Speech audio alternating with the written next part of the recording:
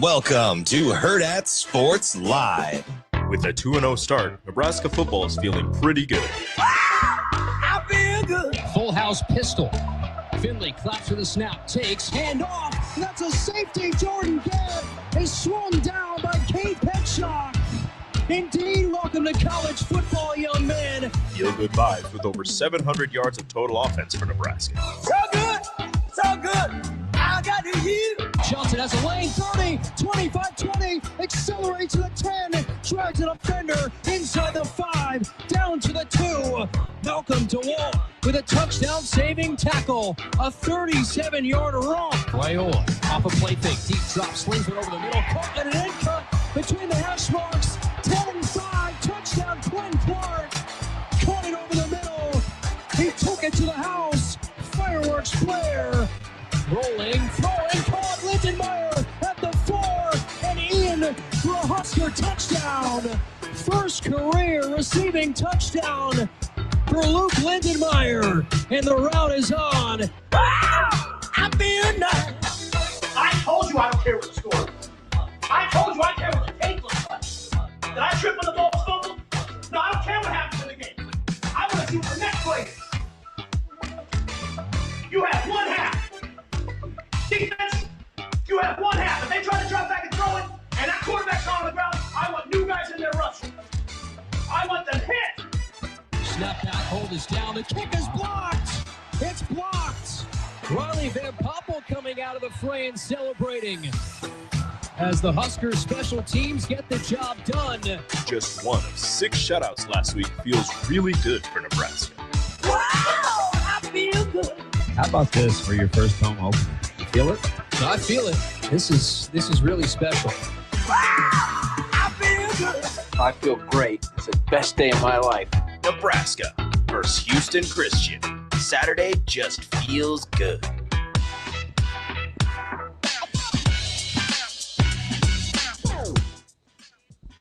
Welcome in, Hurrdat Sports Live, presented by Centris Federal Credit Union. That's DB. I'm Ravi Lulla here at Hurrdat Sports Bar and Grill.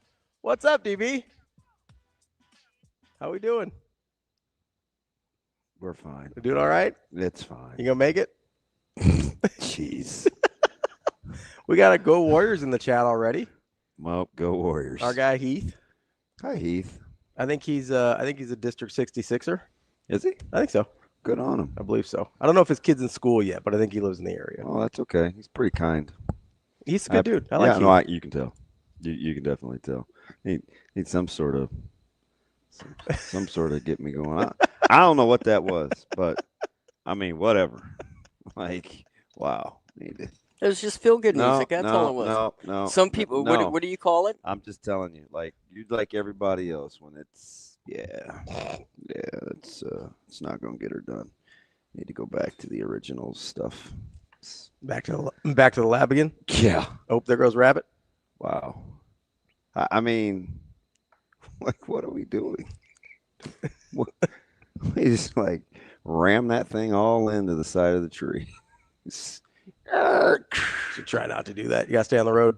I mean, NDOT would be like WTH. They'd be like, "Hey, eyes up, phone down." Yeah, right. Keep your eyes on the road. This message from the NDOT highway. I definitely did not need a seatbelt for that. That was like Caribbean Queen. This is a love cruise. Nice little sauntering down the old river. You big Caribbean Queen guy? No, right. No, not a Billy Ocean. Not Billy, not Frank. But I do love the ocean. Not Indian, because to me, to me, saltwater crocodiles. Whoa. It's not Indian. Right off the first one you thought of? Well, I was going to say Atlantic next. What you got for that? I don't have much for the Atlantic. I'm just thinking predators. You're in or out on the Atlantic? The Atlantic is the best one to like swim in, though, right? Because it's warm. Pacific's cold. Yeah, I mean, relatively speaking. Yeah. Yeah. You got to be careful out there. Of those Of two. the oceans. Of the American adjacent oceans. Obviously, the Arctic is the coldest. Yeah. Right. Not a lot of people vacation there, though. So. All right. What do you got against polar bears? What better question is, what do polar bears have against us? They hunt humans for fun. Well, I mean, food is scarce. They're one of only a handful of animals that actually go out of their way to hunt humans. It's true. Yeah. Which is fine. I'm in on the polar bear. Listen, I like polar bears. big Coke commercial at Christmas guy. Yeah, it's funny too because they're not real warm and fuzzy. I mean, they are fuzzy. They are, and they stay warm, but they're not. Wouldn't call them extroverts. Yeah, not super good natured. Not super good natured. But yeah, we do have. There is a Rocky sighting, Todd. I thought, given the mood and the day, we would get off to a little bit of a more jovial, fun start. But is that Rocky from Rocky and Bullwinkle? Yes. Okay. It was a squirrel. I didn't immediately. I thought it was squirrel just because we're just like squirrel. That's reasonable. It's not like, we sometimes chase squirrels a little bit on this show. Yeah. So when you saw that, you just thought squirrel and not Rocky? Yeah, I didn't. I couldn't. About Rocky the squirrel? I didn't think about Rocky the squirrel. You had to tell me that was Rocky the squirrel. I was not aware. I know Bullwinkle. He put Bullwinkle up there. I got it. Rocky, not so much. Can we start the show over? Yeah, you want to start again? I mean, kinda. We need a little different music. All right, Shane. Let's kill the camera. Let's put the slide back up. I'm serious, Shane. Put the slide back up. Put the Hurrdat Sports Live slide back up. I don't know if he. All right, and then let's play the bed music, and we'll try again. We'll start all over.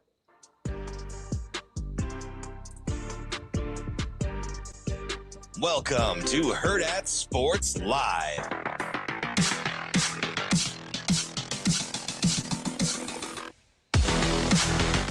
Good morning. Welcome into Hurrdat Sports Live, presented by Central Federal Credit Union. That's DB. I'm Ravi Lulla here at Hurrdat Sports Bar and Grill. We got a fight this weekend. That's why we got Rocky and Bud on the stage. Yeah. We got football games. Absolutely. It's a football fight Friday. How we doing, DB? Man, we're good, man. Blessed to be up. We are fantastic. We're rocking and rolling? Yeah, man, we're good. We're good. Saw a heck of a football game last night. They have the easiest two best wins of the season so far. Green Bay's pretty good. Green Bay is pretty good, yeah. Green Bay is pretty good. That defense is everything that I thought it was going to be, and they're going to be a problem. Can I be honest about something? About the game last night? If you're going to get on the white uniforms, No. I liked the white uniforms. I know. You had some sense. I don't know what Matty was on. I don't either. I think you're just being a hater. That's the one thing. We love Matty D.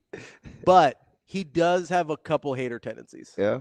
I mean, so do I. I'm not, super wet blanket, pot, kettle, I get it. But, yeah, he could be a little wet blankety about certain things. No, the fighting whites were sweet. I really liked the helmets, especially. Man. I liked the white Green Bay helmets. They're legit. I teased Jacob yesterday or last week when he said, hey, I'm all in on my forecasting of a Buddy Love. And I'm like, sure, if they could play Detroit Sans new coordinators week one every week. Yeah. But I mean, and the Commanders aren't good defensively either, but yeah, I think they tried to get a little better on the defensive front, especially, but they're struggling. No, yeah, they're bad. They're going to have their hands full. Yeah. But shoot, man, Green Bay is legit. Yeah. You just tell the way they play fast. They're physical. They run the ball with some authority. Mm-hmm. And Buddy Love can get vertical on you too. So I don't love their wideouts right now, but they may be able to hang in there with how they play offense. LaFleur is super creative. Yeah. He is super creative. Yeah, he'll find a way to get it done. I also came away from that game I didn't love how Jaden Daniels looked. How I feel about Jaden Daniels. You want me to say it again and not have this be a hot take? No, I mean, what I've said all off season. Yeah, I'm not all in on Jaden Daniels. Way too premature. I'm putting that dude in the top 5-6, and it doesn't have anything to do with other than the fact that I've seen what he did in year one before. Mm-hmm. Not in the playoff run, but that wasn't all JD either, because that's hard for, I was going to say freshmen, for rookies. But there's a lot out there to still see. And now you got tape. So, I mean, I've seen C.J. Stroud before. I just saw C.J. Stroud do this 4 years ago. So, yeah, I'm a little reluctant, especially for all the top tier quarterback talk. Now, he may very well end up being that way. I just don't see it yet. That's for darn sure. Yeah, he struggled last night. Flustered last night. He struggled last night. And that's what happens. It's a tough league. And the Packers are legit defensively. Especially when people have like a book on you, right? Yeah. Like once they get a scouting report on you and they kind of have an idea of what you like to do. And what do you say all the time when you're trying to figure out your defenses with Westside? It's like, hey, your number one thing is not going to beat us. Yeah. Right? I like the analogy. So that means we got to stop QB run game tonight. Yeah, absolutely. Yeah, he's got he's a good athlete. Millard West tonight, Wildcats. Yes, we do. We'll shut that down and then see what else we got. Yeah, see what they got after that. Yeah, he's a big, strong kid. I'm gonna have to ask Mike this later because I don't think you'll answer it. Mike Sautter? Yeah, our guy Mike Sautter. He'll be joining us at made 9. the mistake of calling that guy yesterday on the way to Nebraska City. Oh yeah, how'd that go? Won't get that 16 minutes and 41 seconds back. Was it about the Jets the whole time? No, but at least 7 times I said, "All right, then." Well, Yeah, you got to do what he does when he calls you. He just goes, "Okay, I'm here," and then just click. Yeah, it was a lot. Yeah, but when Mike's done with the phone call, he's done. So you got to just return that energy. You know what's funny? It is because he was just like at the very, very, very end after like the 7th goodbye. I felt like 2 older ladies that have met for coffee at somebody's house, and there's the goodbye in the dining room, and then there's the goodbye at the top of the stairs, and there's the goodbye in the front of the door, and then there's the goodbye at the porch. Then there's the driveway goodbye. Man, that's. But at the very end, my man was like, he mid-thought. Yeah. He's like, yeah, so I'm just gonna, yeah, okay, then bye. That after all the buildup of the goodbyes, we ended on when he was ready to get off, he was done. Yes, 100%. Yeah, I couldn't hit end call fast enough. Next thing you know, I only had another 27 minutes on my drive. Look at that. See? He was helping you out. Trying to help you fill the time. All I need is a miracle. Big Mike and the mechanics guy. It's Big Mike guy yesterday. All right, so I'm gonna have to ask Mike this because I don't think you'll answer. I'm trying to figure out who's gonna score more points, Westside or Nebraska this weekend. That's what I'm trying to figure out. Nebraska. You think so? Yeah. Nebraska. I don't know. Well, I don't know. You don't think? I mean, I'll take Nebraska. I think it's gonna be close. Really? I do. I think it's hope gonna be you're close. I think it's gonna be close with the number of points that are put up between Westside and Nebraska. Think we're hitting a rhythm? I think so. Also, I saw Miller South did to Miller West last week. Well, I mean, we all are playing for second place. That's what everybody tells me. Last I checked, Westside was pretty good too. We're all right. Last I checked, I don't know. I mean, all right. I'm not saying they're going to get 65 on them, but I think it's going to be. Hey, enough about us. What about Central North? That should be a good one. I think it's going to be a race to see who scores more points. That's all. Central North should be a good one. Right. Central North should be good. There's a couple good ones this weekend. Yeah, did you watch any of the Gretna game last night? Gretna Blair. No, I did not. Yeah. Doc's is kind of funny. He's like settled in. Yeah. Yeah, he's got some funny. Feeling a little better. Yeah, some funny little snippets. Yeah. Well, yeah, I'll have to go back and check it out. Sometimes just fun is good. I like having fun. I'm a big fun guy. Yeah. Shane, I don't. If my mood doesn't change in the next 15 minutes, it's not personal. I just want you to know that. Don't matter to me. I am. I apologize for that. I was just going for upbeat. That's all. Yeah, that was really. And sometimes I don't hit it. Really bad. Yeah, it was a triple instead of a home run, I guess. No, I don't. I feel like that was a backwards K. Looking. So is that like Nebraska going down and not scoring right away? So I just had to. I hope that doesn't happen. I don't want to see 9-0. Yeah, don't put that juju into the universe, Shayna. What are we doing? The who? The juju. Why does he have a shower cap? Is that a shower cap? I think it looks like a Cam Newton style hat. Man. Okay, Micah. I don't know what he's doing. It looks like it looks too like it doesn't look light enough to be a shower cap. Like it looks too substantial. Like it would get wet. Yeah, like it looks like cloth. Doesn't have the material. Yeah, it doesn't have the right material for a shower cap. I don't know what he's doing. Interesting. I missed that last night. I didn't see that either. But I mean, this is the only place in which I don't know. I feel like, are we like low key clamoring for TJ Lateef? I don't think so. I think we just liked him. I'm like, what is wrong with our fam? Like, what if anybody's clamoring for TJ Lateef, they're nuts. I was happy that he looked good. That's it. Like your best player is number 15. Like you want that guy playing a ton. Yeah. Like I hope. Right? Yes. Okay. I can't listen. I can't speak for I anybody was else. on the honk train, right? I was well aware of what he was capable. Latif was capable of doing, but I'm not into divvying up. Oh God, QB reps. Have you heard that? No, I'm just. That's just the vibe you've gotten. I was just perusing. Okay. Perusing informational highways online. Because if anybody, listen, I am thrilled that TJ Latif looks capable. Yeah. I hope we only see him when Nebraska is blowing people out in the fourth quarter. That's all I want. Or maybe midway through the third, like last week. That'd be fine. Do they have any of those left? I mean, you never know. I mean, maybe. You could get Northwestern like that.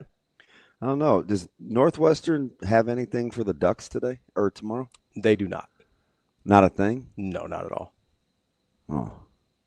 All right. I mean, listen, after tomorrow, there's probably not a ton of opportunities. How many people you think were pissed about that cover last night? I would imagine pretty upset. Yeah. Yeah. All right, then, Wolfpack. Got to get it done, you know. Was it crept up to 7.5? I believe so, yeah. Yeah. Just everybody's like, I don't know about the hook. Oh, man, tenor. What the hook going to be? Yeah, there's probably not a ton of teams plus 10 on the schedule that you've got that. Although I will say, by the time Nebraska plays them, not sure what UCLA is going to be as a football program. Are you just hoping they tank? I think they already are. I hope so. I think they already are. Yeah. I mean, for a multitude of reasons, which are well documented, I've not embraced wanting to go back to the Rose Bowl since I saw that it was on the schedule.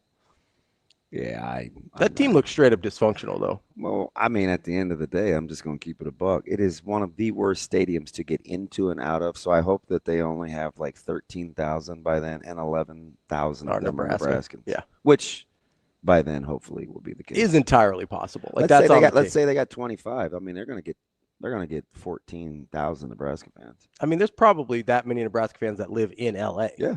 I mean, you won't even have to travel for that one. 100%. Yeah, but no, there's a couple. I might even get my sister to come down from NoCal. I think it's like 4 hours. Yeah, it's not terrible. Depending on what the PCH has got going on. It's a nice Midwestern drive. Yeah, I don't. No, you're exactly right. Nothing about the Pacific Coast Highway. No, just time-wise. Just time-wise. Midwesterners are like, 4 hours. That's an easy drive. Going, 3/4 of the way out to Scotts Bluff to see Austin. Yeah, exactly. Mr. Big Sydney guy. Did I say Scotts Bluff? Yeah. Yeah. Sydney, Scotts Bluff, Gehring. It's all the same. Anything west of 204th is the same to me. No, when you're sitting on that 6-hour edge out there, it's like when you sneeze and all of a sudden you're in Colorado, it's all the same. You 6 hours from the edge? Yeah. I'm 6 feet from the edge, and I'm thinking. Anytime I can get you to sing Creed, it's a win. Man, anytime. After this morning's first 5 minutes, maybe 6 feet ain't so far down. To this day. That did something to my spirit, Shane. I should not let that happen, but the expectation level is so high. Austin says Scottsbluff and Sydney couldn't be more different. I know what he's saying, but I'm not talking demographics. I'm talking distance. Jeez, Action Jackson, what a snob. Says us Sydney folks would never willingly cross paths with the people of the Bluff. What a hater. Wow.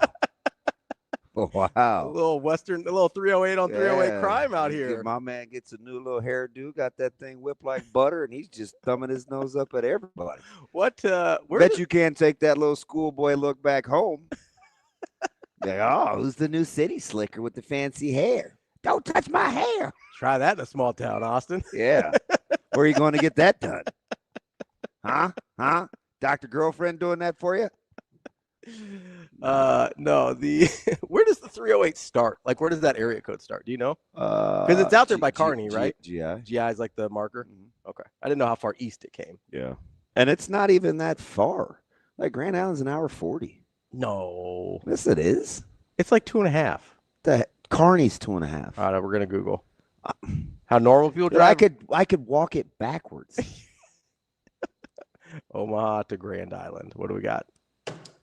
Big money, big money. I got it at 216. It's not 216. Well, maybe you drive a little more aggressively. It's an hour 44 max.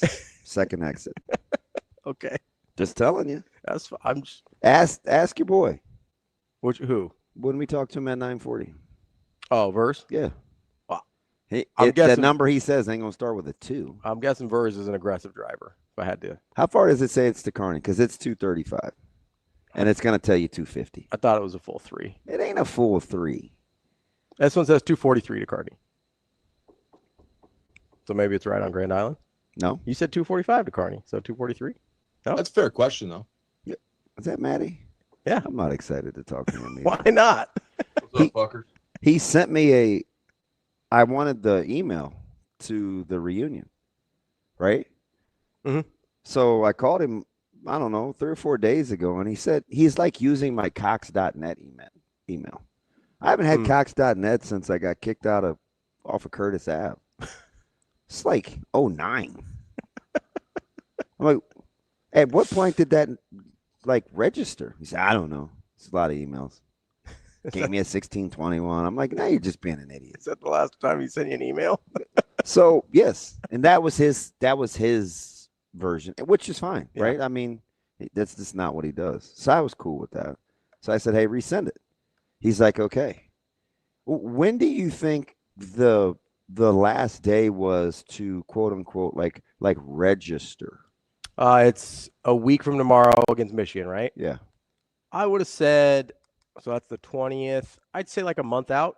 Yeah, it's July 18th. Oh, geez. Yeah. What do they got to do for 2.5 months? It made no sense to me. That's wild. So I was frantically sending out emails, and I was like, hey, I don't want to be a part of your festivities. I don't need any tickets from my family. I don't need any of that. I don't need to eat Friday night. But what I do want is some gear. Yeah. Is that too much to ask? Might be. It's past July 18th. Considering you couldn't reach out on your own? I have yet to hear back. I'm going to have to make some calls. I think me saying if it's not too much trouble may have been read a certain way. You mean the way you just spoke it out loud just now? Yeah, I don't know if that was in my heart when I typed it, but that is definitely the desired outcome. It's in your heart now. Oh, yeah. It's taking you too long. July 18th? Like, what are we doing? That's aggressive. I mean, you think people traveling across the country and someplace other continents are like, I don't know how far in advance you doing that thing. What if the kids got like Friday night lights or something? Yeah. I think a month out's reasonable. I would have thought. Yeah, we'll see. Should I check the old? Yeah, check the email, see what we got. I'm going to guess I have 0 replies. I mean, I probably would too. I mean, maybe. That would be my guess also. Why? I don't know. If the email came off the way it did when you just like verbalized it, I don't know that whoever it was would be too thrilled about replying to that quickly. Yeah, we're not. Yeah, we got nothing. Yeah. I got some HCU game notes. Well, that's good. Does that count? You got to learn about Houston Christian. Got to worry about Jyshawn Edwards. Yeah, we got crickets. You got to worry about Jake Weir. Maybe they read some tone. Did I have QB. some tone? Sounded like some tone. I don't know. I think everything is. I think everything is magnified. Listening to Shane and Rico this morning, first thing. That's what I think. Well, I apologize. I didn't realize that the way I was doing it before everybody liked. I mean, there's just a few basic things. Okay, less narrating from the common folk. A little bit better tempo with music and more highlights. I don't want that thing narrated. This ain't some doc. And now, getting ready for Houston Christian, I am such and such, with a run from the 7-yard line. Go Huskers. Oh, and he scores. More talking. Talk. Some sort of piano club, sit on the keys, seduce me music at some swank nightclub on Boomerang. What are you laughing at? Where's Boomerang? So you think I should at Ray's Club? I'm unfamiliar with Boomerang. Not Boomerang. I meant Shane. Who got shot in the pinky toe? Harlem Nights. Oh yeah, yeah. Oh, Sugar Rays. haven't seen Harlem Nights. Yeah, I don't think they weren't clubbing it in Boomerang. They were busy working for ad agencies. Like Mad Men? No, more like do you know who Eartha Kitt is? Yes. Yeah. Yeah. More like been Strawn J and Big Eartha Kitt guy. No. No. Stop it. Wow. Absolutely not. You all right? You need to take a drink there. You just like It's fine. wash that down. Fine. Well, I was thinking of Grace Jones too, and I was like, strike two. You're out. 2 for 2. Yeah. You should never be thinking of Grace Jones. I gotta look up Grace Jones. To make No, don't even don't even do it. So, I mean, no disrespect to old Grace. It's a jump scare. Yeah, well. Does she have hair in that one? Well, some of them yes, some of them no. Yeah. Doesn't really make a big difference. I already feel like I've overexposed myself this morning with my thoughts. I'm just going to go ahead and reel them on back in. Oh, that's definitely worse than Eartha Kitt. Oh, no. Is Eartha Kitt even still alive? No, has not been alive for a hot minute. How many? Guess. Well, she was all raisined up in Boomerang, and that was in the I don't know. I'll go Wilt Chamberlain S. Probably 01. A little later, 08. Okay. Well, it's been a hot minute. Yeah. Hashtag pass. All right, Peter Eartha Kitt. Sorry for the strays you caught this morning. Yeah, anyway, back to Jordan Buddy Love. So we got a fight this weekend. Yeah, I'm so all bias aside, Yeah. I think I'm picking Bud. I can't put bias aside, so I'm picking Bud too. But I'm not going to pretend like it's a. I don't. You're know, better man. at that than I am. Like I have a hard time letting. I'm just picking up on his mannerisms. I'm rocking with Crawford. So you know Chris Mannix? Yeah. So Oh yeah. big NBA, big boxing guy. Yeah. I was listening to a podcast he was on talking about the fight the other day, and the way that he described, he seemed less. Is David joking with me? I don't know. Shane, were Grace Jones and Dolph Lundgren a thing? Or is he talking about Bridget Nielsen being the white version of Grace Jones when she had her haircut? Oh, that's funny. If he is, that's a funny joke. If he is, Hmm. the haircuts are really. That's really. I think funny. that might have just been me being funny. Why are you giving credit to? Well, DJ? I don't know whoever was funny. That was funny. I said it. I know, but if that's what he meant, that's I don't know. Whatever it was funny. Good job, BB. Nailed it. You were giving him credit. What am I supposed to do? I asked. Okay. Out loud. So I said, if that's what he meant, it's funny. If you came up with that on your own, it's funny. I don't know who to attribute credit to right now. I think I left my knife in my car. I know I had to put the screw back in the mailbox. I'm not just driving around with it. I wasn't even going to ask. I mean, between the rubber gloves you keep in the car. I'm down to one box. And you must be active lately. No, I've been doing a lot of cooking. Sure. I'm serious. Okay. Keep my fingers from getting burnt. Just keep your fingers from something. Yeah. DNA. Leaving prints. Anyway, Chris Mannix was talking. I blame you, Shane. It's fine. Chris Mannix was talking on his Your podcast support means a lot. about the about the fight. I live in a very cynical world, Shane. And one of the things that he said stuck out the most to him about Crawford was that somebody asked him like, hey, like what's his camp like right now? What's his mentality? And he goes, he kind of reminds me of Kobe. Yeah, he's a psycho. Yeah. And that is I don't know that Canelo's got that part in him. He's just willing to go to these super it's not even so much dark, he's just dialed. Yeah. And he can conjure up some things in his mind for motivation of anything in his past, and he can be fueled by it. And his ability to singularly focus is incredible. Yeah. And I just don't think at this stage in Canelo's career, with about as much money as he's about to make, and as already, he's kind of fat cat, right? Yeah. And we talked to Kevin about this yesterday. Hasn't looked great. So, and I get it. You may not have loved Bud versus Madrimov, but that's a heck of a jump for. Also, for Madrimov's TC. super awkward stylistically. He is. That's not a fight where almost anybody's going to look good. So I am. I don't know. I don't know. I'm excited. I really can't get over the thing that Mannix said about Kobe, but I just had a flashback. No, as Grace Jones though, not the Open. And have you seen like Conan the have you seen anything she's been in? I don't think so. Did you not see Boomerang? No. Yeah, there's a commercial that they did for a perfume. Yeah. It's traumatizing. You will never be the same. Never. Like DB after the Open. Never. I'm trying. I don't know what was throwing me more. Never mind. Your support means a lot. You're not about to get me, Shane. The other thing I can't get over, you kind of talked about it there with Canelo, was there's absolutely no way this fight means as much to Canelo as it does to Bud. That's kind of what I'm like. thinking. There's absolutely no way. Yeah. Because this is the first. Like there is Canelo's definitely the most famous boxer in the world.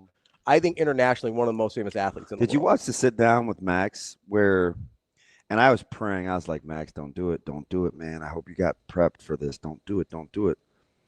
But he inevitably brought up the reference to the good big man versus the good small man, which infuriates Terrence to no end because it's simply not true.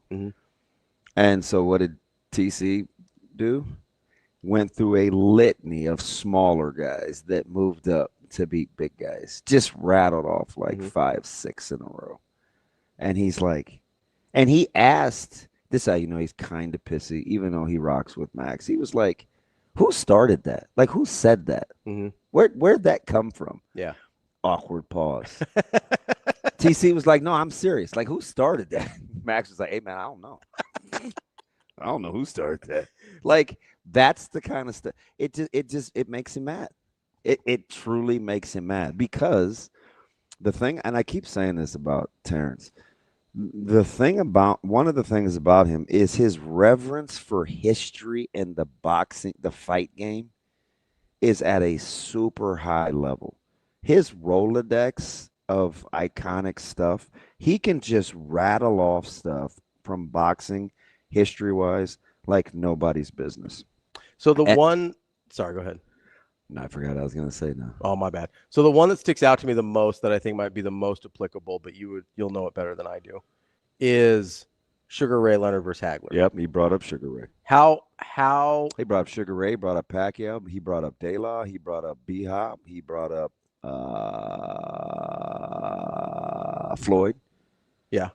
So the reason I brought up Sugar Ray is, do you remember how much was that jump that Sugar Ray made? So that would have been, Marvin was light metal. That was gonna be 15, 16 pounds. Okay, so pretty close. Yeah. The other reason I thought of Sugar Ray is, out of the ones that I could remember, which much more limited Rolodex than you or Bud certainly, is Hagler seemed like the highest quality fighter. Yeah. One of those guys jumped up to go. Terrence and I are in agreement that we both think Leonard won that fight.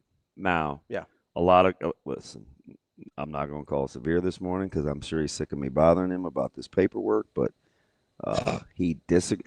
Some people will disagree with me on that. That's the split decision fight, right?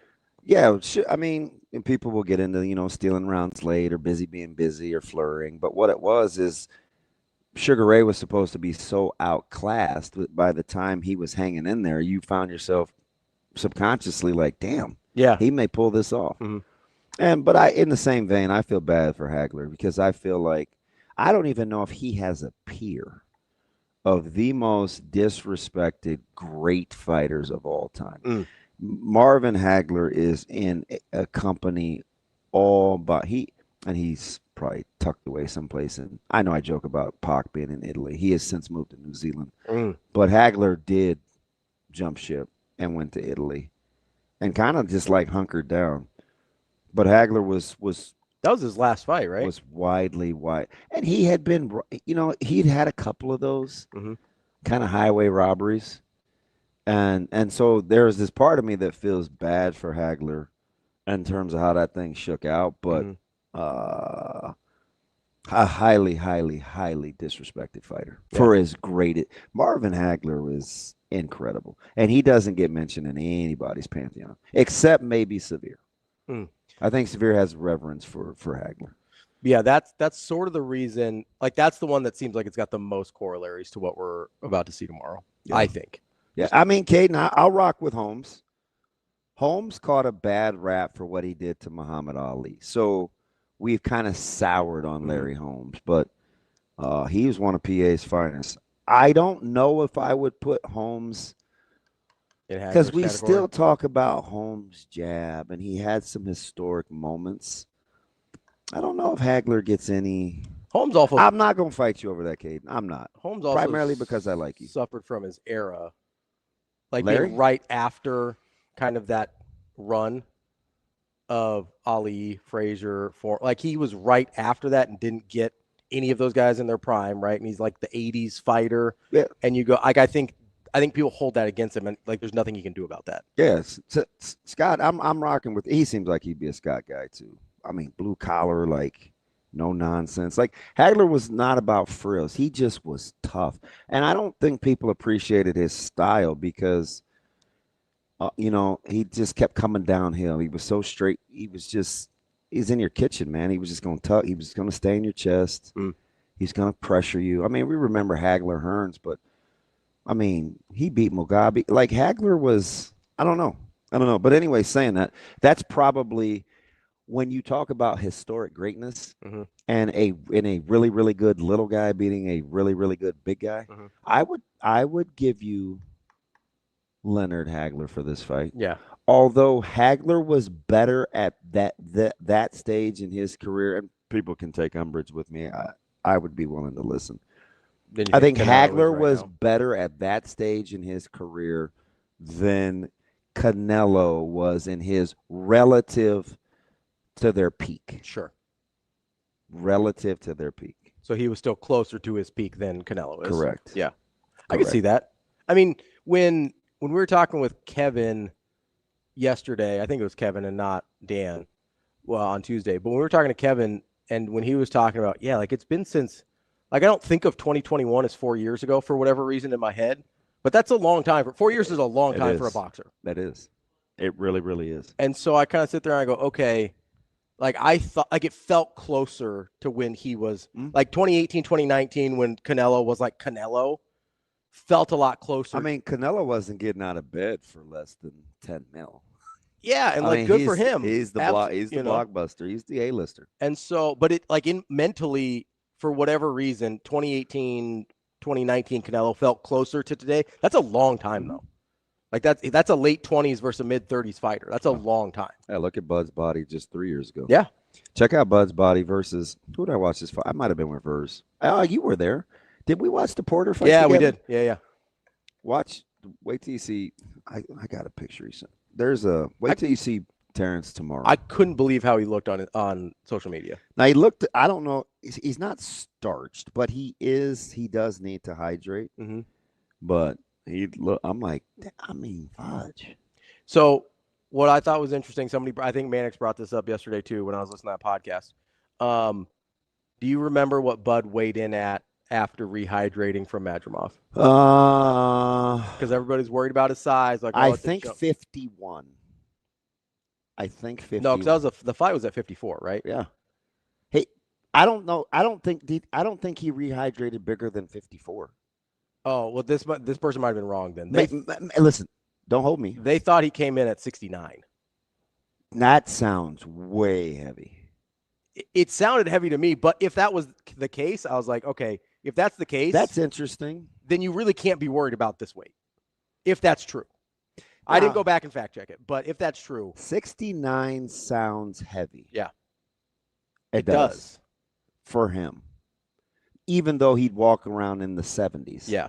For that fight to rehydrate another 50 doesn't sound Bud-esque. Okay. Because he took it down to the wire, not to the wire, but even in July, he didn't really know how he wanted to stack the weight. He was just going to see how his body responded, right? Because he's got a really weird protein diet. Yeah. Right? He doesn't eat pork, and I don't even think he eats beef. So it's just like chicken and fish? Yeah. Yeah. So I'm pretty sure he doesn't eat beef. So he was a little more intentional this time around, right? Like instead of just like seeing what his body did. I mean, he's got his. Yeah, I'll be curious. I'll be curious to see what he weighs tomorrow. Yeah, all the photos I've seen of him, he looks incredible. Yeah. Like it certainly is not bad weight. Now, I don't know how he'll move at that weight. I think he's more used to it than people think he is, but he looked incredible. I don't know. I guess, and you know, like the T-shirt says, full disclosure, maybe I see what I want to see in terms of his intensity. Mm-hmm. He just seems to be a little more locked in than Canelo. He seems surly. But I know he's pissed. Like, I know he's pissy. Yeah, he seems surly. So, you don't have to worry about that. Listen, I'll take it. I'll take a pissed off bud because that man likes to hurt people. Yeah. I hope it's the styles make fights. And I was listening to Roy Jones, who I don't. Canelo will punch with him, though. I listened to Roy Jones yesterday or the day before. I'm not a Roy guy but he has changed his tune. He went from hating on Floyd a couple of months ago to like loving on Bud. So I had to like change gears. Yeah. I didn't like what he was saying You're a about big Floyd guy. I am. Yeah. Roy is not. Right. But anyway, they have their own deal. Yeah. He thinks that Canelo can only win that fight fighting one way. Now, he didn't really say what that one way was specifically, but he said Bud could win this fight, about 6 ways. He said he's always going to take the guy that has more ways to win. And that caught me off guard a little bit. I was like, you know what? It's a good point. It's a good point. If you subscribe to the fact that you think Saul can only win one way. And I don't know if I do, but I do think Crawford can win more ways. So it was just real, and somebody says something and it sounds profound, but it makes simple. a casual ton of sense. Yeah. I'm like, well, yeah, good point. No bleep. Yeah. But good point. Because you know what I mean? Like, I didn't think of that. Yeah. I think about that with like basketball teams a lot when I'm watching them, where I'm like, hey, if they can only beat you doing this, I feel like that's an easy team to guard. Yeah. It's probably to a certain extent the same thing with football. The one, and I may not see it early, and by early I mean 8-9 rounds. I do want to see how the punching power, like what happens. Because if this gets into deep waters, I do think he wants to see if Canelo can swim. Yeah. So AI at least believes that Crawford came in at 169.8. 169.8. Yeah, so almost a full. That seems heavy. Yeah, I don't want to. Full 170. I don't want to act like I know what he weighed in at. It sounds heavy at first blush. But again, if that's true, like I think you have to worry a lot less about. Like we're a lot closer to seeing Crawford having fought at this weight than we think. Yeah. Because I would imagine he's not probably going to come in much heavier than that fight night against Crawford. Maybe a little. Yeah, my man Cassius, aka Bobby. He said, "Yep, I saw the interview where Bud was. I don't think he does eat. I don't think he does eat beef. Yeah, anymore. What was that on? BC? Hit your boy up. Let's get to Cody real quick before we. Commander Cody. Does he want to talk wrestling? No, he wants to talk a little football. Okay. We got some lines talk, which we'll I have a couple of questions for Cody. We'll get to bet on it later. But Cody, let's talk a little college football. What's going on, bud?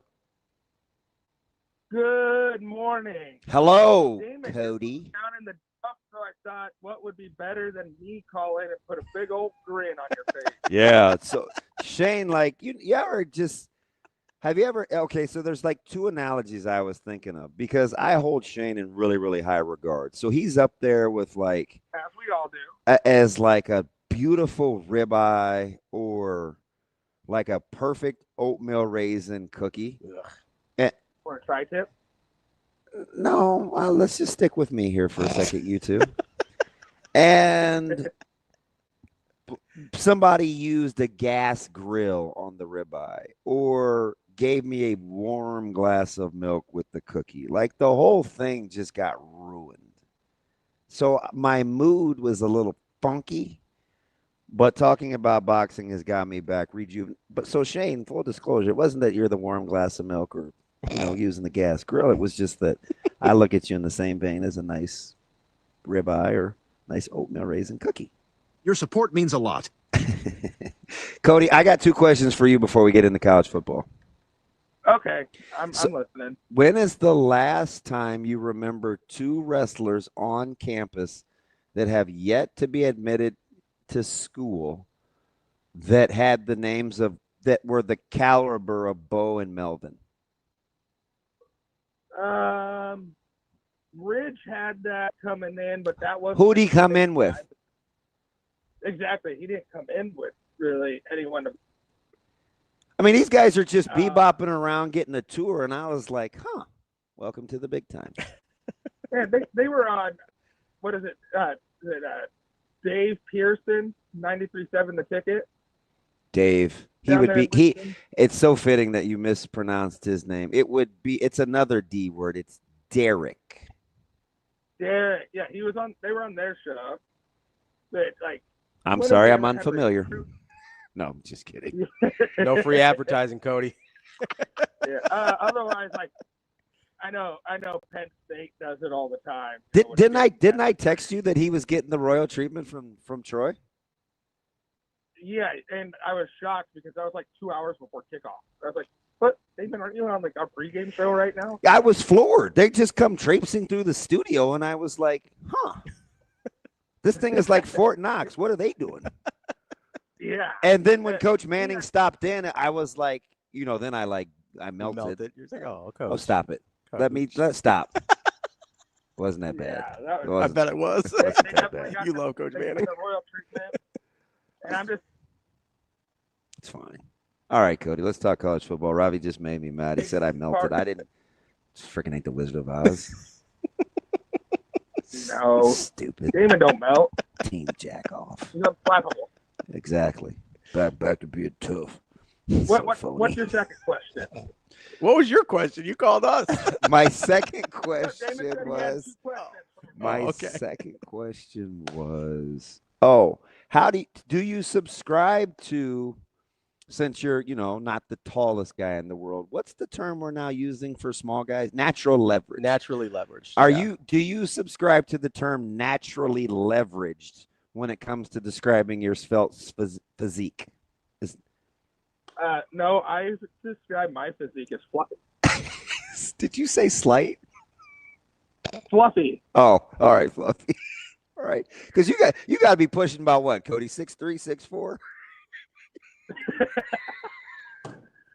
Yeah. Okay. We'll go with that. Yeah. All right. What's up with college Maybe football? laying down. What do we got?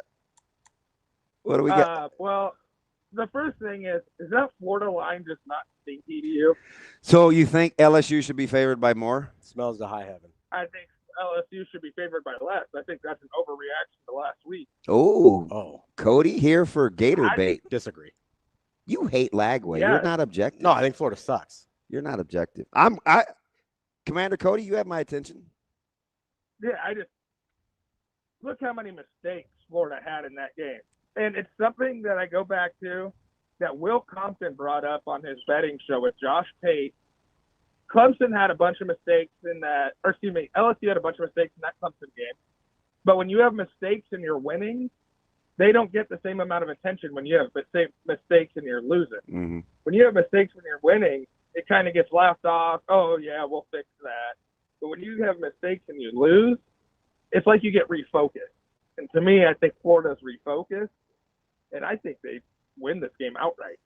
Oh, calling your shot. What else you got for me? Real quick, Cody, what about Billy Napier's tenure at Florida gives you confidence that they're going to fix anything?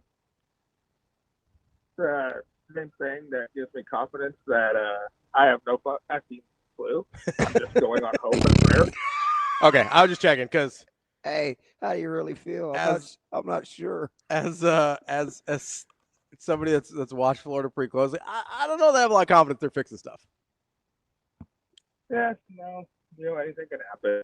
Listen, I didn't have any confidence in Florida State beating Alabama. But that's true. I didn't either. I know one you better be all over, Cody, if you want to, continue to support your kiddo's college fund. All right, I'm listening. Arkansas State getting 21 at home to Iowa State. Iowa State will be in a lot of trouble early on in that one. I really, really, really, really, really like Arkansas State. You might as well go ahead and lock that one up. What is Iowa State doing going down to Arkansas State? I'm all in on it being a bad spot for them. Yeah, that is 100% my whole rationale. No business going down to Arkansas State, and Arkansas State's not bad. They're not bad at all. You're coming up. You're a couple of weeks removed from Ireland. Now is when it catches up with you. I'm telling you. Take a look at Arkansas State. Pass. All right. That's fine. I'm also Just really personally. I'm also really liking. This one's pretty popular among people. I really like Georgia Tech because I think.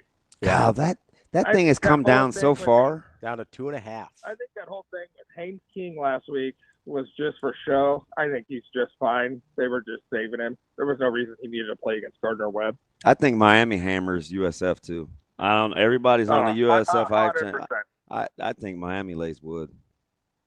No, I think so too. What about Notre Dame? 6.5. So I'm worried. I talked to a couple of domers yesterday. That might have came down.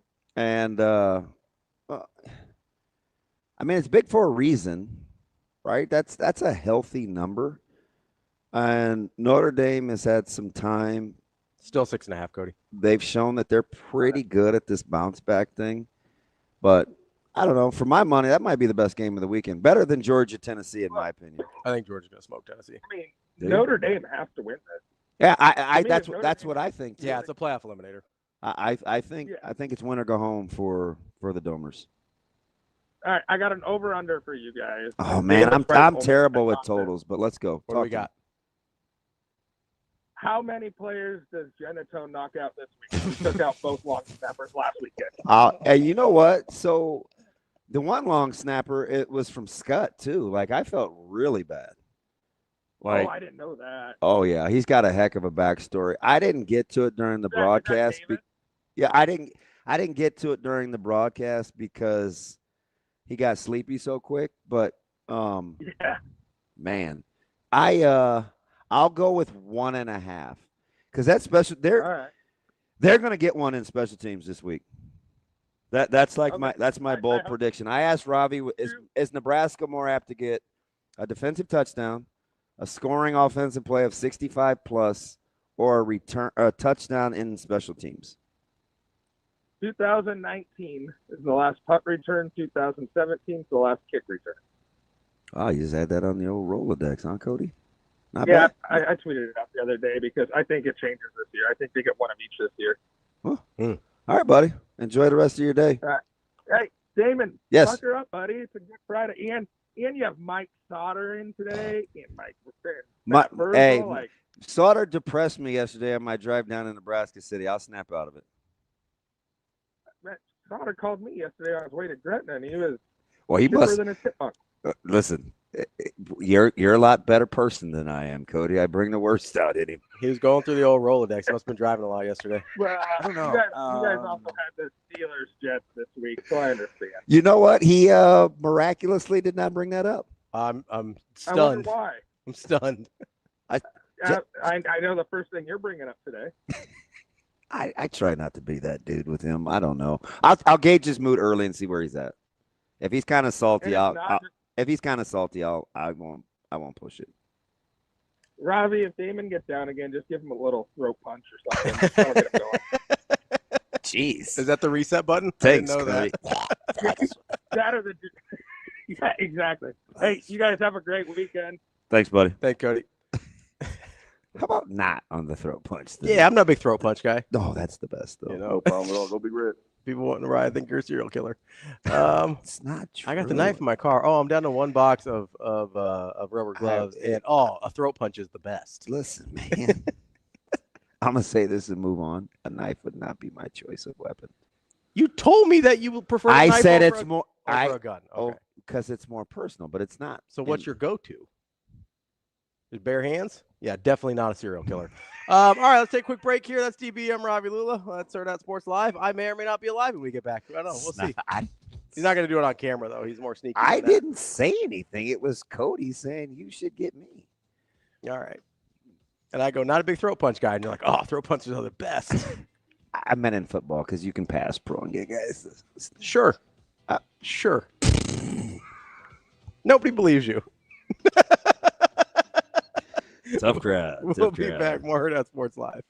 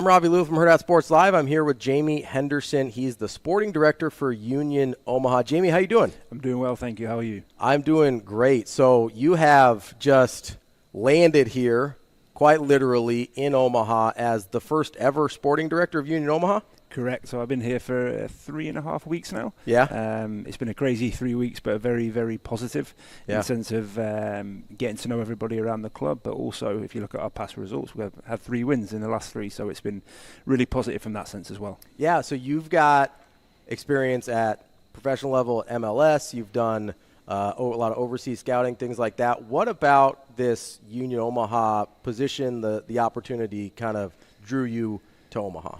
Yeah, it's like I've talked about before, I have connections with Omaha. Going to Bellevue University and studying there for 4 years and being part of that soccer program. I knew what the soccer community looked like in Omaha, and it's so passionate. We've got lots of good soccer players within the state. It's becoming one of the biggest sports.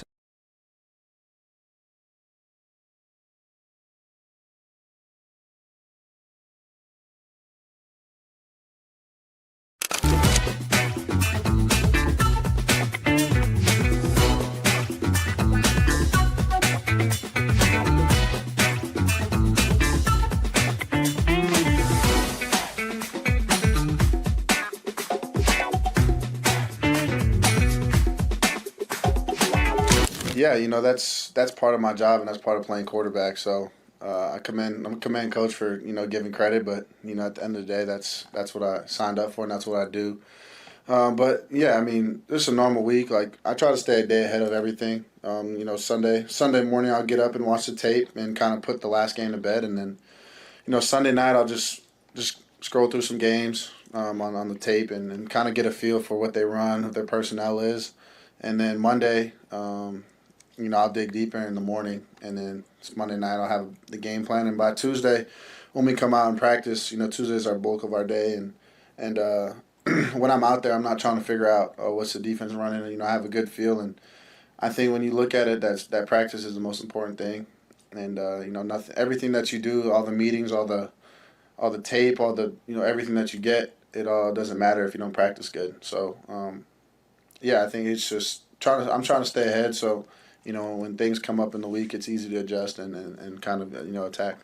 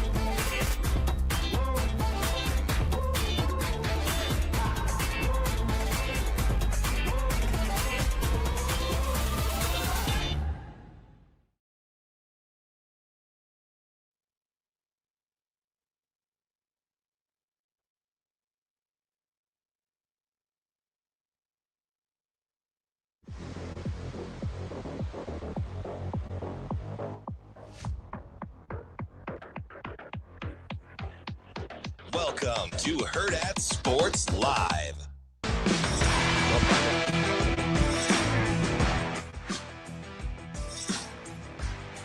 Welcome back, Hurrdat Sports Live, presented by Centris Federal Credit Union. That's DB. I'm Ravi Lulla, reminding you if your car gets into a little crash like the start of our show did, there's only one place you can go. You keep dragging it and out. that is Dingman's Collision Center. Dingmans.com is where you find all the information you need. You can learn about their products, their services, their 4 great, convenient Omaha area locations, as well as their cutting-edge technology that they've invested in and the ongoing training they give their team to make sure every repair is done safely and to the highest standard. Voted first place best of Omaha for 20 straight years for a reason. It's Dingmans.com.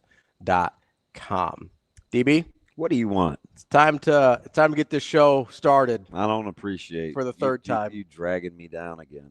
I'm not dragging you down. Dragging me down. Imagine Dragons. Big Imagine Dragons guy? No, I don't think. You are. I do know one of their songs. You are a big Tim VERGHESE guy, though. I am. Our guy from inside Nebraska. Tim, what's going on, bud? Hey, how we doing? Good. We're good. Tim, I got to get you to warm up a little bit. Maybe, like, I don't know. I had to think about this on my lonely walk back up to the booth. I'm like, why is he so mean to me? And I was thinking, you know what? Tim might just be in a zone. He's trying to work. Like, he's not out here, telling jokes like I am. That dude's like dialed. You need to catch high school sideline, Tim, like I did last week. Is high school sideline, Tim, looser than Saturday? Get all the good recruits, Tim. What's the difference in that, Tim? Yeah, I mean, I think Friday I'm just a little looser, just because I have one thing that's on my mind, which is evaling, and and then at the end of the game I got to do my interview, but that's nothing, but evaling, and then game day. It's just there's a billion things. It's last week I was taking pictures and I'm dealing with recruiting and trying to make sure I'm on top of things and making sure it's like, hey, I know what I'm looking for in this game, and I also have, so it's just there's a lot happening on Saturdays versus Friday nights. Yeah, it's like, I don't know. I mean, at some point, it's just gonna be me. Like, maybe it's just me. I'm kind of light. I'm kind of light in the studio, and people look at me sideways. I think maybe I'm beginning to think it is just me. Although Benny Mac, he rocks with me. Like, he can be good natured too. Everybody else is like, it's game day. Get your ass in gear. I'm like, let's like. I don't know, man. I walked back under the ropes to get off the field after I saw you TV, and I was like, damn, man, maybe he doesn't like me. Gotta lighten up.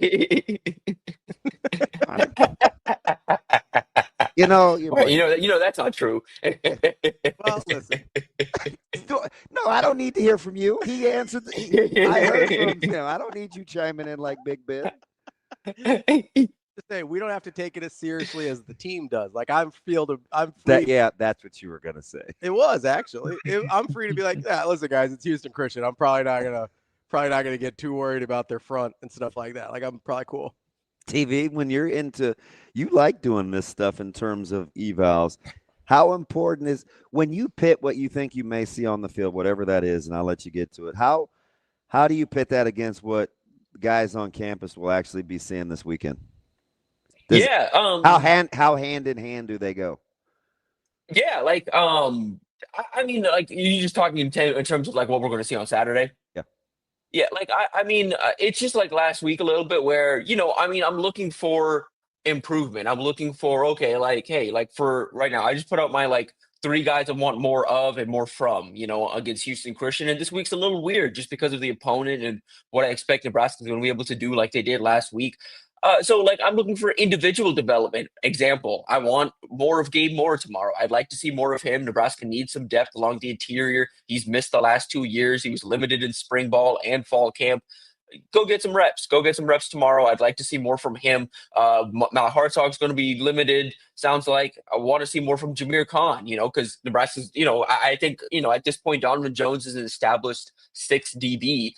They need a 7th. They're going to need depth there. I'd like to see Jameer Khan make some plays tomorrow. So I'm really just looking at individuals primarily tomorrow, just looking for improvement, looking for guys, flashing, making plays.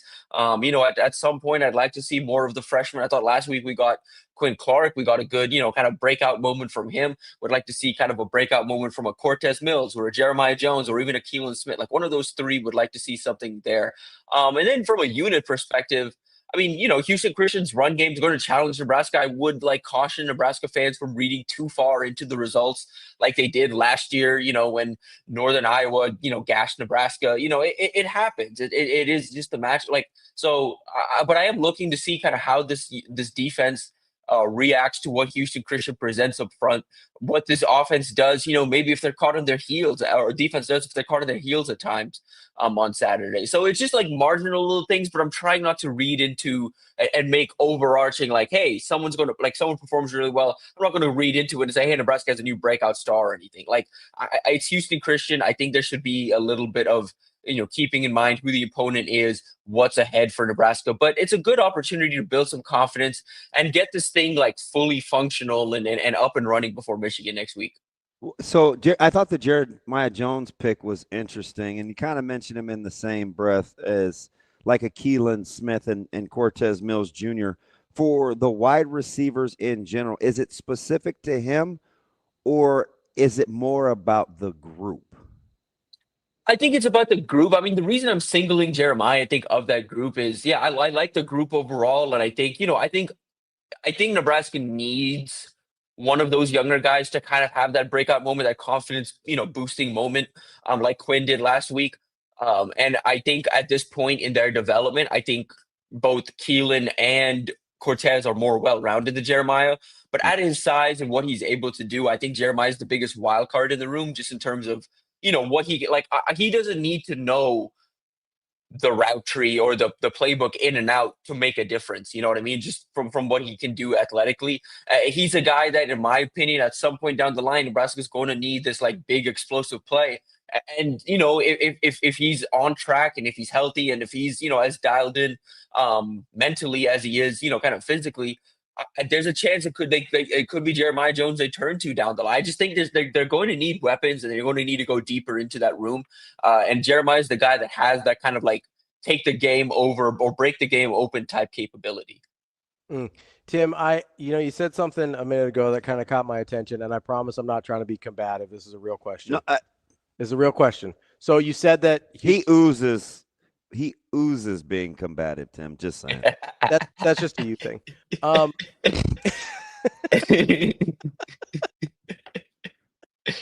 You said that Houston Christian's run game could give Nebraska some troubles. Like, what have you seen that leads you to believe that? I've looked. I haven't really been able to find it. I don't really know what to do. He is a big time back, though. I don't really. It's just individuals. So like it's just like against like Cincinnati when I said I wanted Nebraska to answer the test of can you tackle Evan Pryor and Tawi Walker in space, and I thought they did a pretty solid job with that. It's just that I think it's just more of that of they're going to feed Jason Edwards, they're going to feed Darrell Evans. I think both of those guys are, for Houston Christian players, they are more like power forward type backs. They did transfer down, or one transfer down, the other one kind of had a weird recruitment, but both found themselves at Houston Christian. I texted with Mike Ivy about it because he was asking me how Edwards ended up at Houston Christian. It was just a weird recruitment, weird kid. I like he's a good player, good, all of that, but like just a weird recruitment. Didn't handle it not the right way. That's not the way to put it. Just didn't handle it the way a recruitment should have been handled. Ended up at Houston Christian. It was the only committable offer left, and he's doing what he's doing now. Has an opportunity to potentially transfer up after this year, but. I think it's just individuals. Like I want to see how this unit attacks, and again, it is less so about the opponent and more so of it is Houston Christian. Like they are going to want to run the ball. Nebraska should be able to physically dominate them.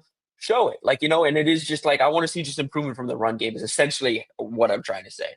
So this is interesting because I know Latif is on that list, and I was teasing Ravi earlier, but I was not. I was like, this has got to be the only place where we're interested in how quickly we can get the best player on our offense off the field to see someone else. And that's just me being sarcastic, but I kind of get the backup quarterback thing because if the season does get derailed somehow, it would probably start with injuries. Mm-hmm. So if you're thinking along that line, is Latif the next logical choice to want to make sure that you're as ready as you can be should something happen? Yeah, I think so. I mean, like it's the way the staff kind of looked at it this offseason, or this spring specifically when they moved TJ above Gramstad. It's like, okay, listen, in a probably short area, if Dylan were to miss a game and Nebraska just needed to kind of ride out the rest of the game and win that game, they're up by 2 scores and they just needed to kind of have someone in there. Gramstad could do that perfectly well. And if he really needed to, he could probably score and lead a scoring drive and lead Nebraska back if he needed to. I just think from what they've seen from Latif from the spring into fall camp and as he's continued to progress and dive into the playbook, they feel there's a guy there that it's not just that there isn't like much of a drop-off. This is a guy that if Dylan goes down or if something were to, God forbid, something happens, knock on wood, Latif can come in and can elevate the offense and give them opportunities to outperform. It's the old truck and trailer thing of as a quarterback, are you a truck? Are you a trailer? Are you carried by the offense around you, or can you carry the offense? I think Dylan can be the truck. I think TJ through one game has already shown he can kind of be that too. He has the traits to be that guy. And I don't know if there are any Graham State is more of a trailer. And there's nothing wrong with that. You can be, especially in a Dana Holgorsen offense, you can be uber productive. You even make the NFL by being something of a trailer in an offense, But if you can be a truck, that just takes the offense to a whole new level, and it gives Nebraska an opportunity where, if something happens to Dylan, we can still win Big Ten games because we have a difference maker at the quarterback position. Tim, as you're looking at the defensive side of things, and you mentioned Gabe Moore, which I'm still sort of just fascinated about that didn't practice until Tuesday and then actually looked pretty solid against Akron. What are you looking for out of the linebackers? I think that's the only group we haven't really talked about on the defense yet, because you talked about Jameer Khan and the defensive backs. I think there's, at least me personally, I don't want to speak for anybody else, there's a part of me that's waiting for the linebackers to start popping a little bit more in terms of kind of making some splash plays, because I like some of those guys. I like Javen Wright. I like Vincent Shavers.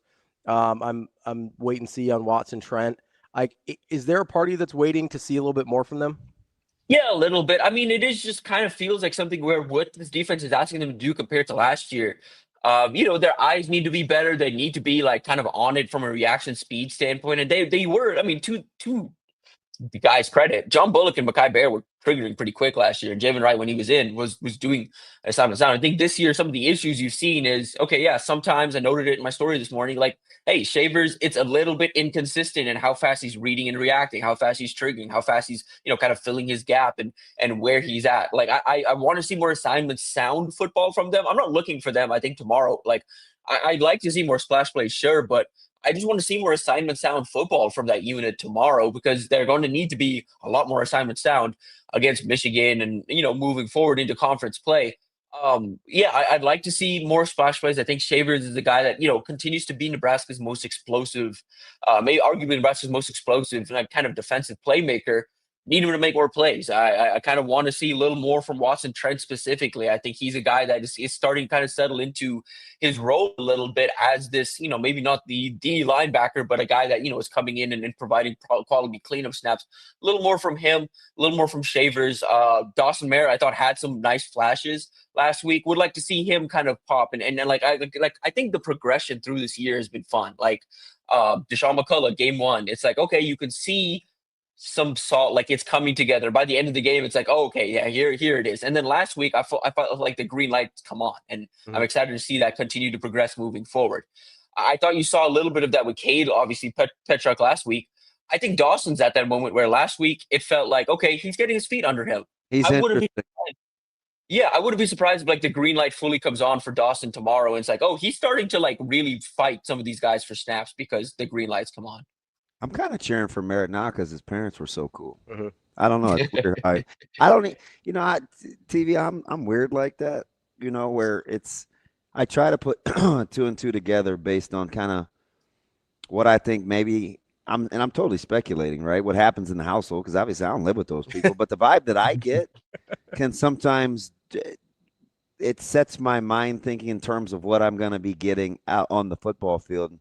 After seeing them the last handful of weeks and spending some time with his mom and dad, he may be the one guy, and I'm not going to say I was wrong about, but that I thought was more developmental than he's turned out to be. And it's primarily because, number one, the position's not really a switch, but putting him inside, which is not something that I saw coming.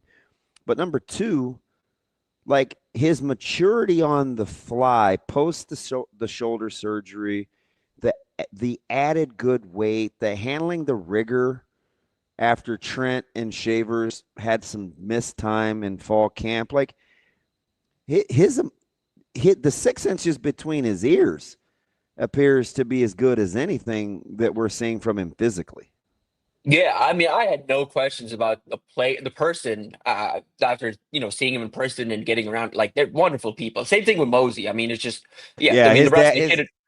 Yeah. I called his dad the other day just because I wanted to share some thoughts with him, and it was one of those awkward phone calls where when I hung up, I bet he was like, "This damn DB is a weirdo. Like, why?"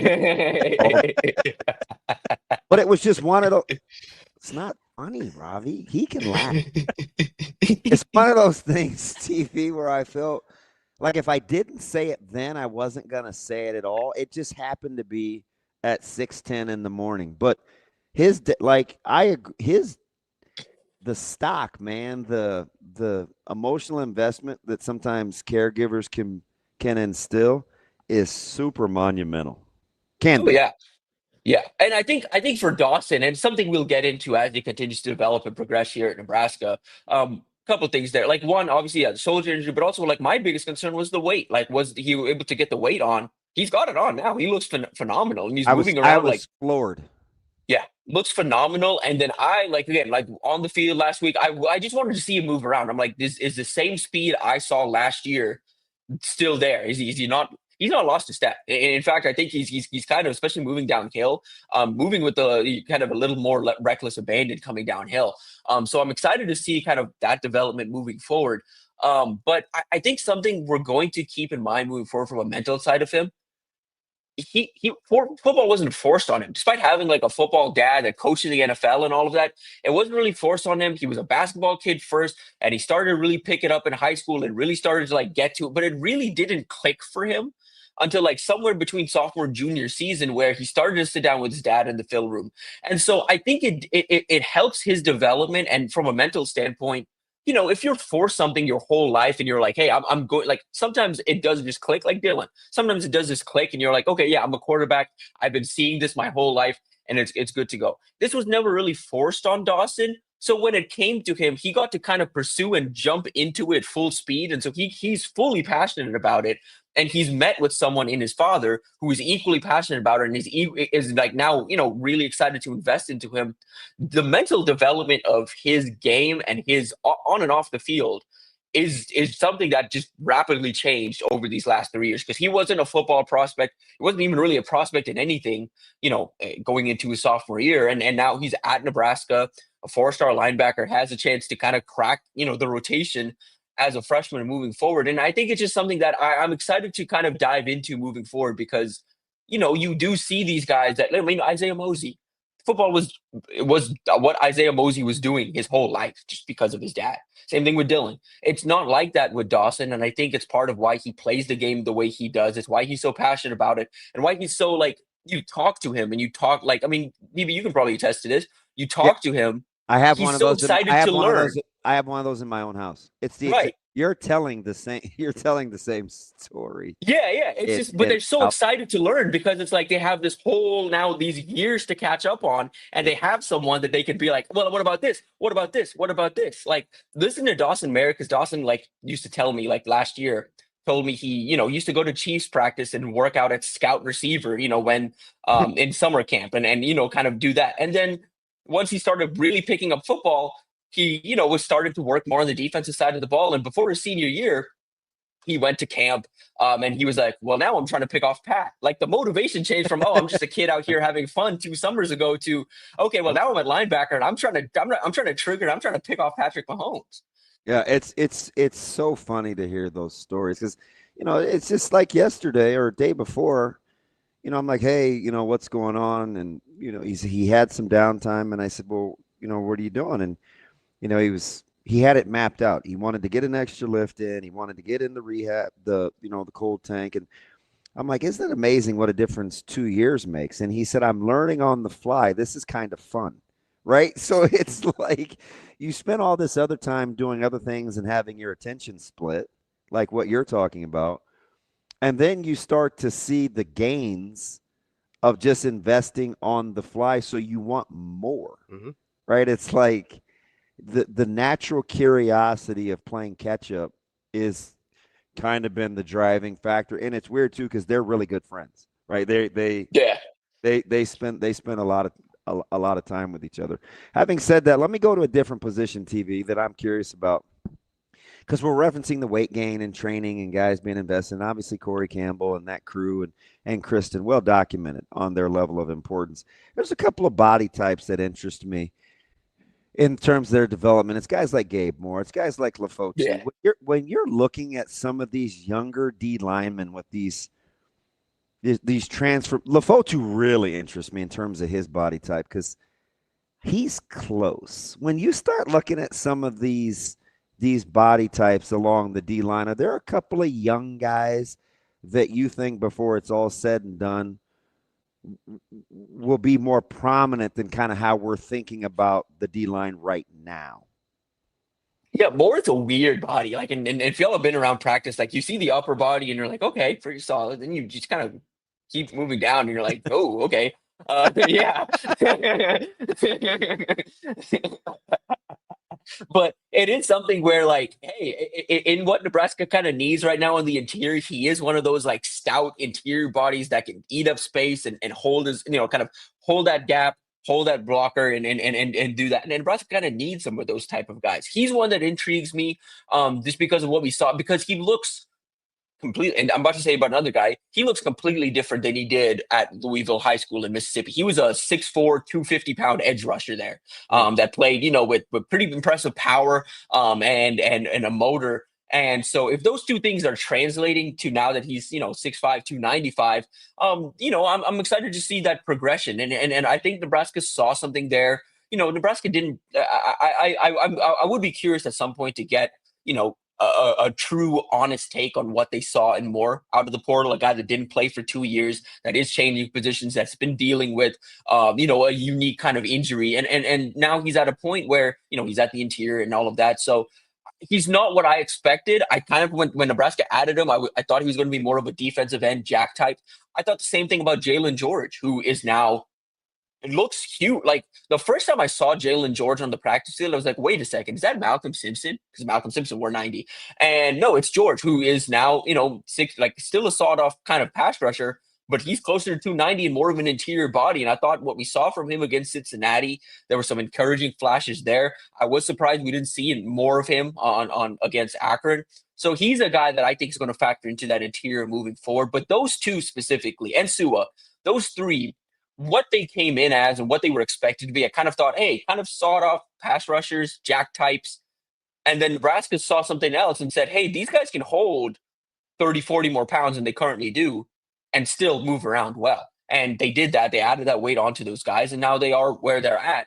I'm intrigued to see kind of what this looks like moving forward, how, these guys adapt to the additional weight and how they settle into their roles. I think George in particular, I like the way his overall body looks right now he's carrying the weight well.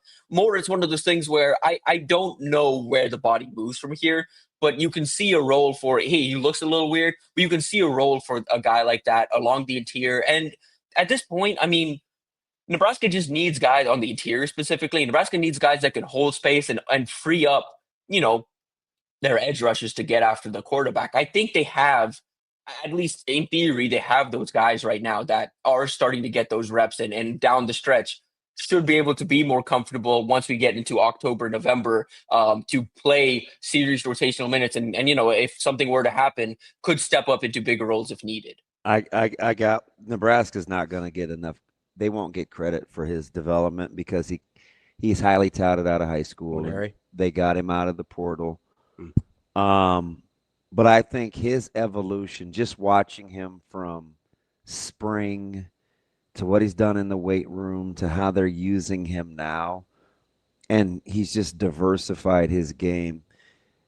Boy, if Nebraska wants a portal development poster child, it's going to be Deshaun McCullough. Yep. Listen, TV. This dude's game has grown so much since he's been in Lincoln. And it's not just the frame and his commitment to the strength and development portion.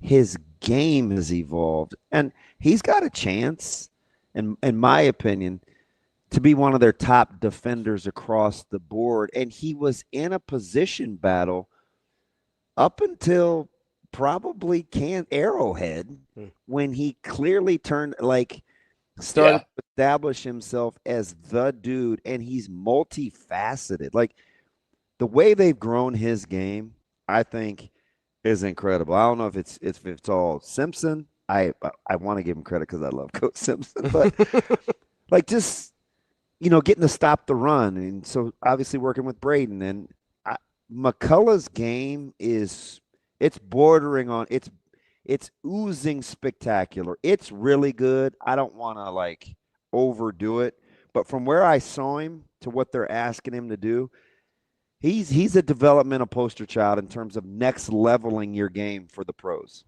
Right. Especially what I thought when he joined the program and they talked about moving him to Jack and all that, I initially, and even as we got closer to the season, I was like, okay, well, especially early in the year, I think we're just going to primarily see him in this pin your ears back, get after the quarterback type setting. But nope, he's fitting the run, and he's reading and reacting, and he's triggering, and he's moving all over the place, and they're asking him to do a bunch. And I think go back and watch the Indiana, because Indiana was the last time he was playing this close to the line of scrimmage, because he didn't do it in high school either. He was a safety in high school. Oh. Mm-hmm. And at Indiana, my mind is spilling in the run game against. Yes. That's not for the faint of heart, and that's not what he did. That's not a natural movement for him. That's just not it's something that has to be one taught and repped again and again. You have to have some stones. You got to commit to that. Yeah. Right? Yeah, exactly. And I think the most impressive thing is you go back and watch the Indiana tape, and I think he had 5.5 sacks that year. He doesn't really look like he has a pass rush plan. No. He's either unblocked, or it's height, weight, speed, just beating out, just quick trigger off, he's got pass rush moves. He has a plan snap after snap for how he's attacking. Mentally, he's so much further ahead than where he was 2 years ago. And this isn't a guy that has been just kind of sitting and developing. Yeah, it's not like he didn't have tools, but I'm telling you, man, Nebraska has helped next level him. Right. The tools. Yeah, he's been playing in go look at what Kendall Daniels is doing at Oklahoma, against Michigan last week. That's what Deshaun McCullough has been doing for the last 2 years. He's been playing safety. He's been playing in space. That's not what he's asked to do now.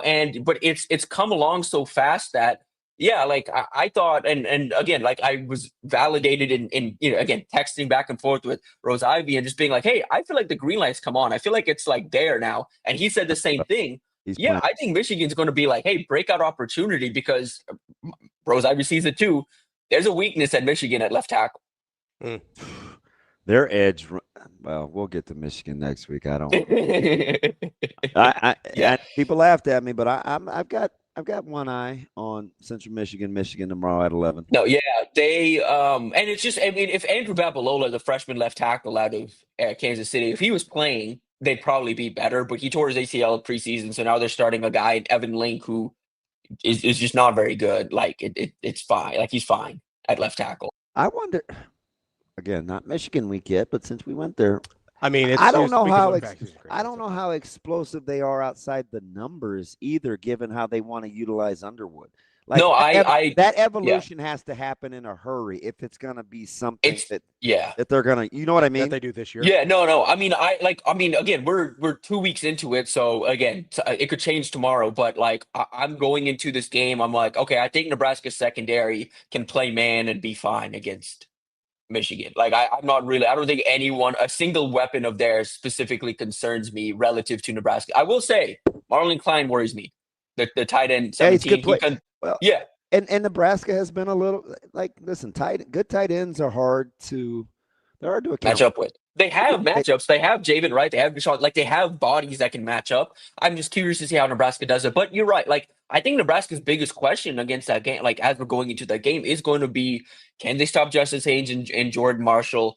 And then offensively, are they going to be able to, behind Emmett Johnson, and if it's just Emmett Johnson, can they hold on to the ball? Can they dominate time of possession against a Michigan team that is traditionally going to be looking to dominate time of possession? And Michigan's really good defensively on the second level. Yes. So that's that's the nice little cat and mouse between Nebraska's O-line getting to second level on those guys, and can Nebraska's passing game manipulate Michigan on the second level to slow, I think there's opportunity, to slow them down fitting in the run game. Yeah. So Michigan gets to where they're going in the run game from the second level. Oh yeah. I will say, yeah. I do think Dana, like watching that Oklahoma-Michigan game, I think he's got a smile on his face looking at the open receivers running around for Michigan. I think there's an opportunity in the pass game. That's our guy, Tim VERGHESE, inside Nebraska. Great stuff as always, Tim. We'll talk to you next week. All right. Appreciate you guys. Thanks, TV. Don't forget, be a little nicer to DB tomorrow so he doesn't get his feelings hurt. Hey, I'm just going to dap you up from far and let you and Steve keep going to do work. My men's are dying. Hey, it's Houston Christian. We can hang. I got time. I'm not stressing. All right. Mimosa's on me, buddy. All right, Tim. We'll talk to you later. That's our guy, Tim. We love Tim. It was very businessy. Yeah, he gets dialed. And I was like, hey, okay, I know you're going to go to work. Dayton's coming in under the tunnel. Get to be the first to get the photos. He looked at me like this. He was like, it's like, good looking out. Like, that's it? Good looking out. I'm trying to, He was like almost like this one here. Go on. I was like, all right, fine, I'm going. Keep on moving. I'm leaving. If you want to help people look out for one another, make sure you get over to Big Brothers Big Sisters. It's bbbsmidlands.org. You can be a mentor. There's over 70% of their youth on the wait list are boys, so they're trying to get 60 men in 60 days to become mentors. It's bbbsmidlands.org to sign up and be a mentor today. More Hurrdat Sports Live coming up next. I think that's part of the thing maybe people worry about sometimes, that maybe they don't understand the detail that you guys go into in the match system, absolutely. right? I think they go, hey, what if I don't have anything in common with them? So I think that's a really important part to highlight, is like a lot of work goes into actually making sure it's a good fit. For sure. Our programs team and our match support specialists, I mean, not only in the beginning when those matches are getting created, but after the fact, even throughout the whole lifespan of your match, you get tons of support. You are assigned an actual match support specialist who works with the youth's family and the youth themselves, and then also obviously with the adults who are doing the mentoring. So if you have any kind of stumbling, blocks along the way, or maybe have questions, that's somebody that you can go to, and they are trained, they're professionals, they know what they're doing, and can really, really help you along the way.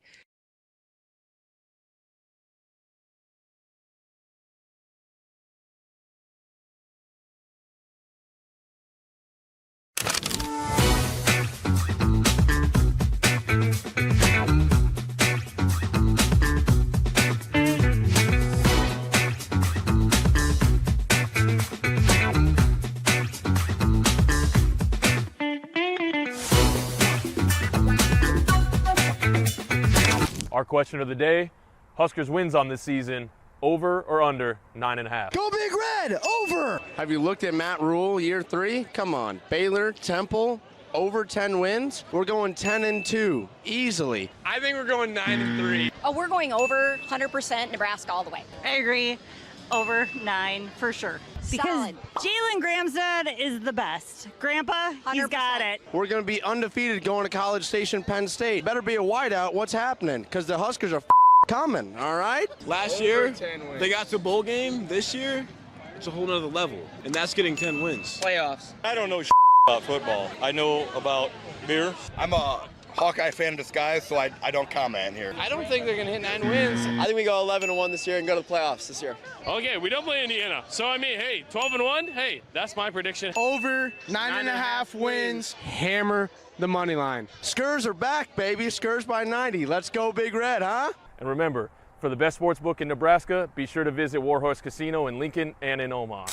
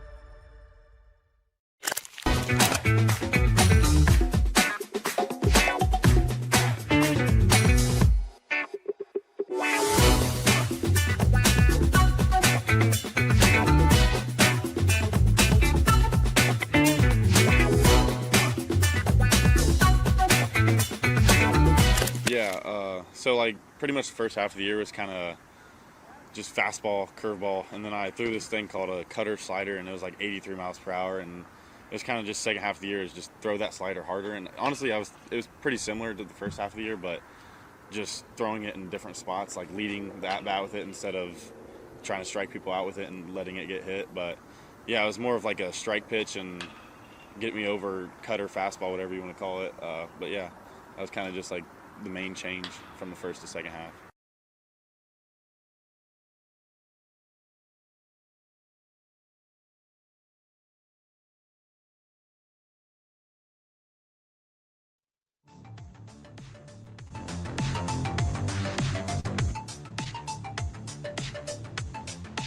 You're listening to Hurrdat Sports Live.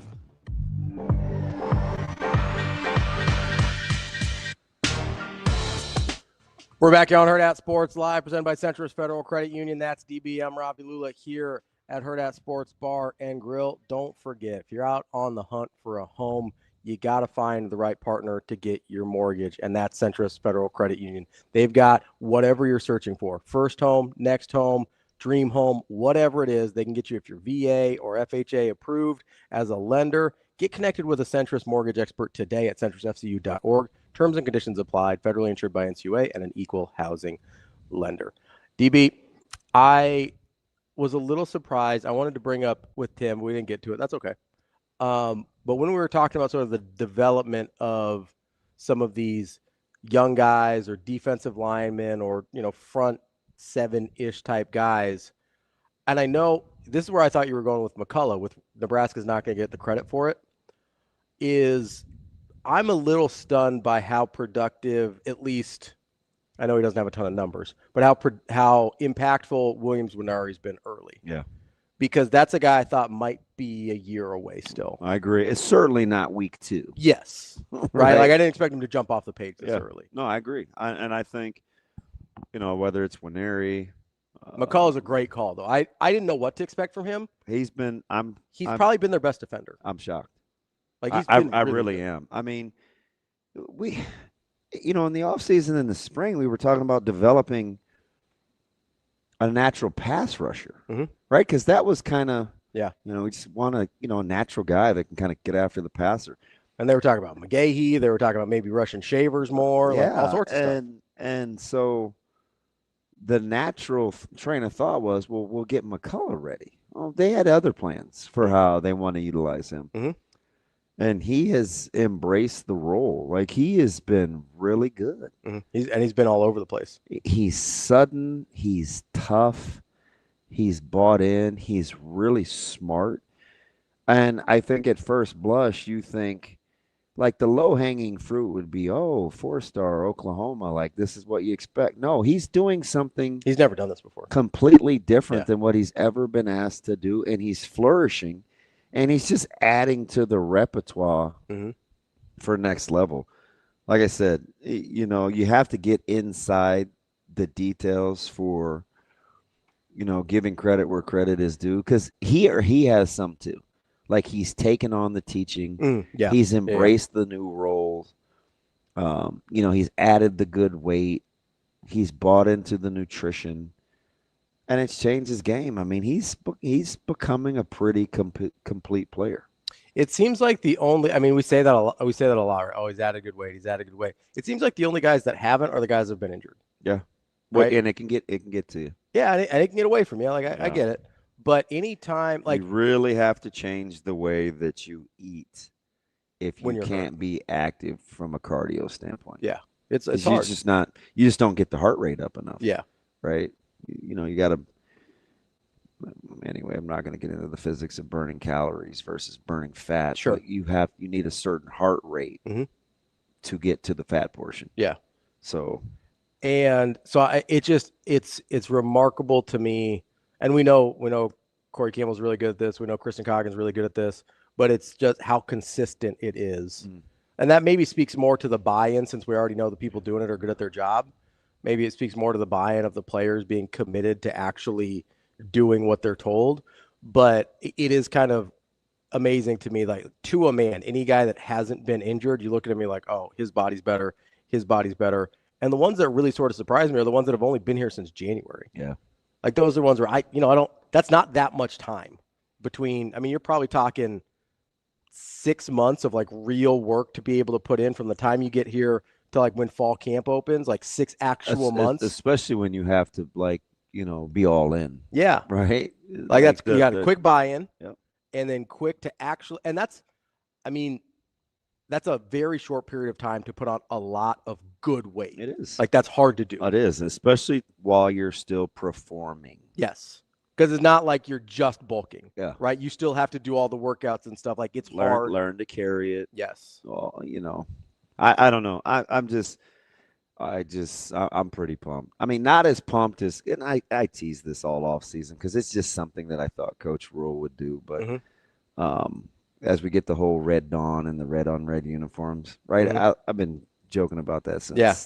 Well, you have the red moon, you got to watch out. Well, this was like the recruiting special. I was like, I can't wait for them to wear all pink against like Houston Christian, and you guys tell me that it's a uniform. It's the alternate uniforms, right? You remember those days? Like for like 5 months, you knew it was going to be something for this game because you talk about intentionality. Yeah. And all bets are off if they beat, heaven forbid they beat SC in the blacks. Oh. They may come out in pajamas for the bowl game because they're going to come out in the Travis Hunter onesies. No, listen. He can't wait. They chomp at the bit to buck all narratives. Yeah. And make this about just playing football. Yeah. It's a very conscious effort to say, I didn't just say we don't win 1-score games because we're not good enough to hear myself talk.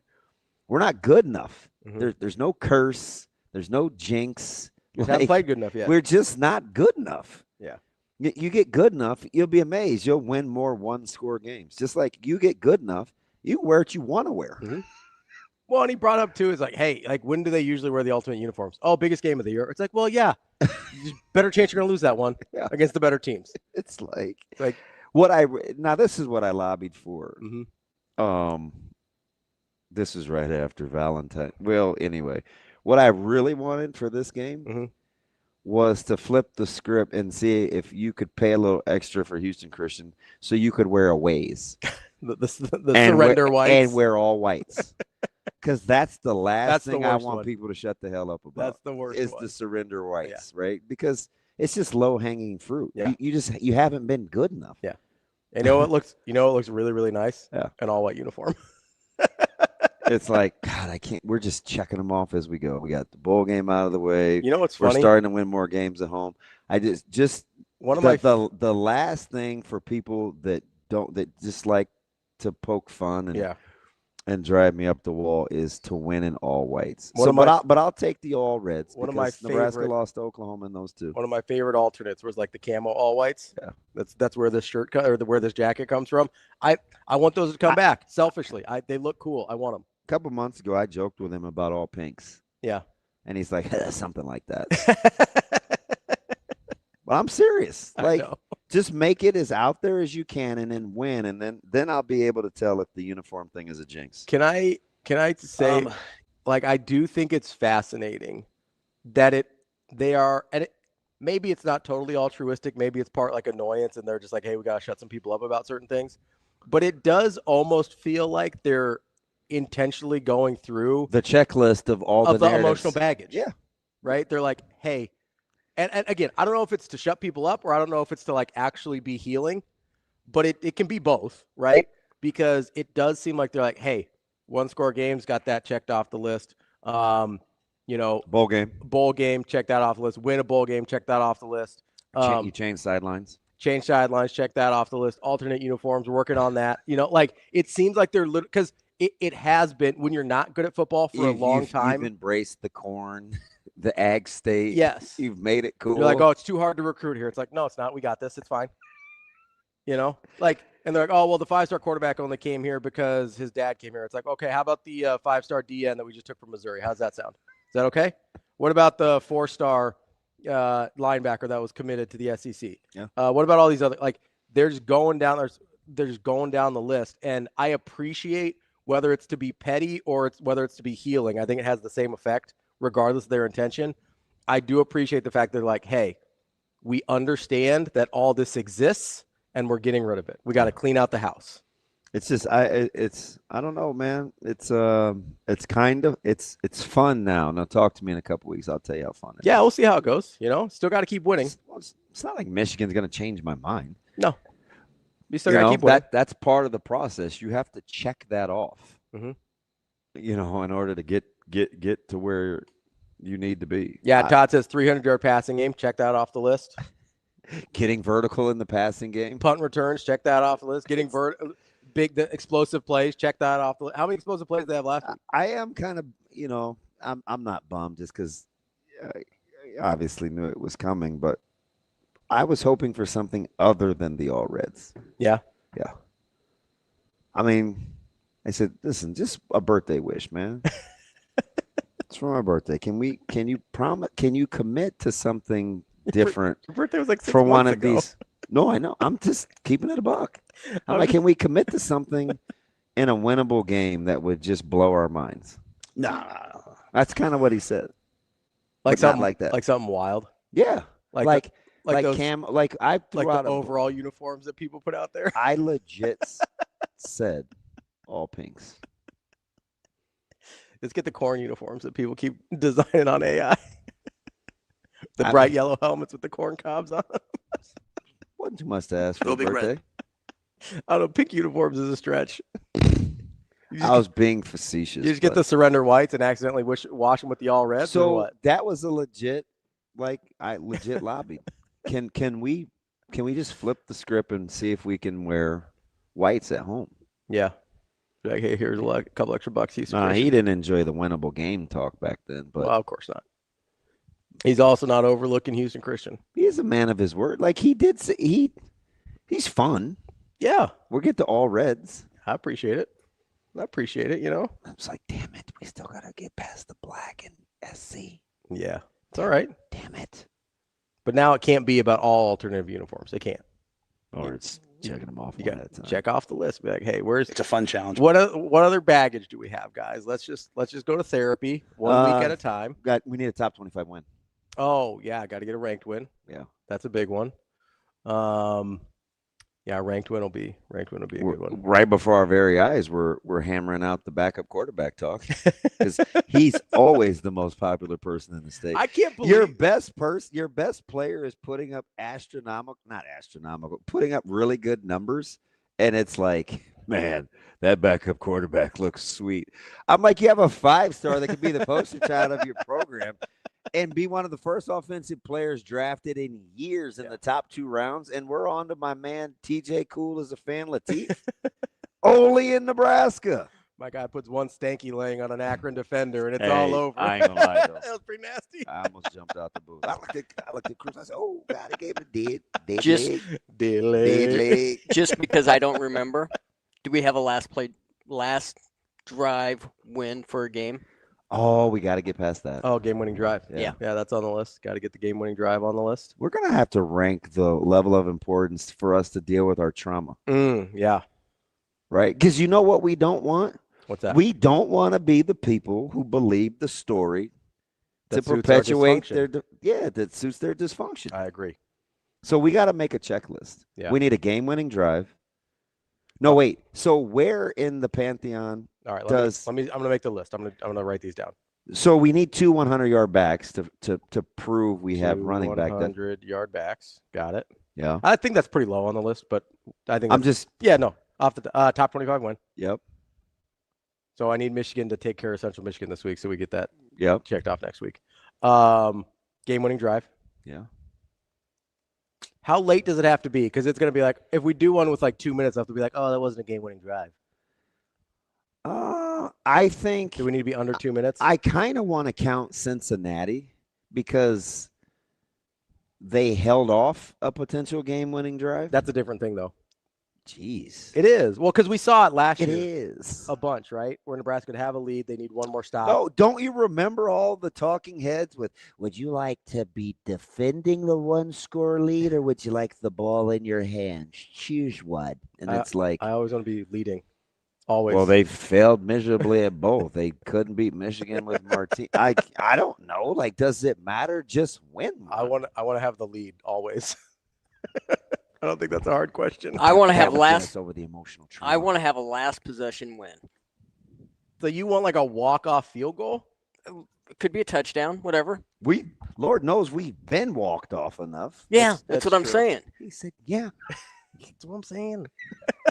And there's been times that we've missed on that several times. Where does winning in all white uniforms fit? Winning in surrender whites. Stop saying that.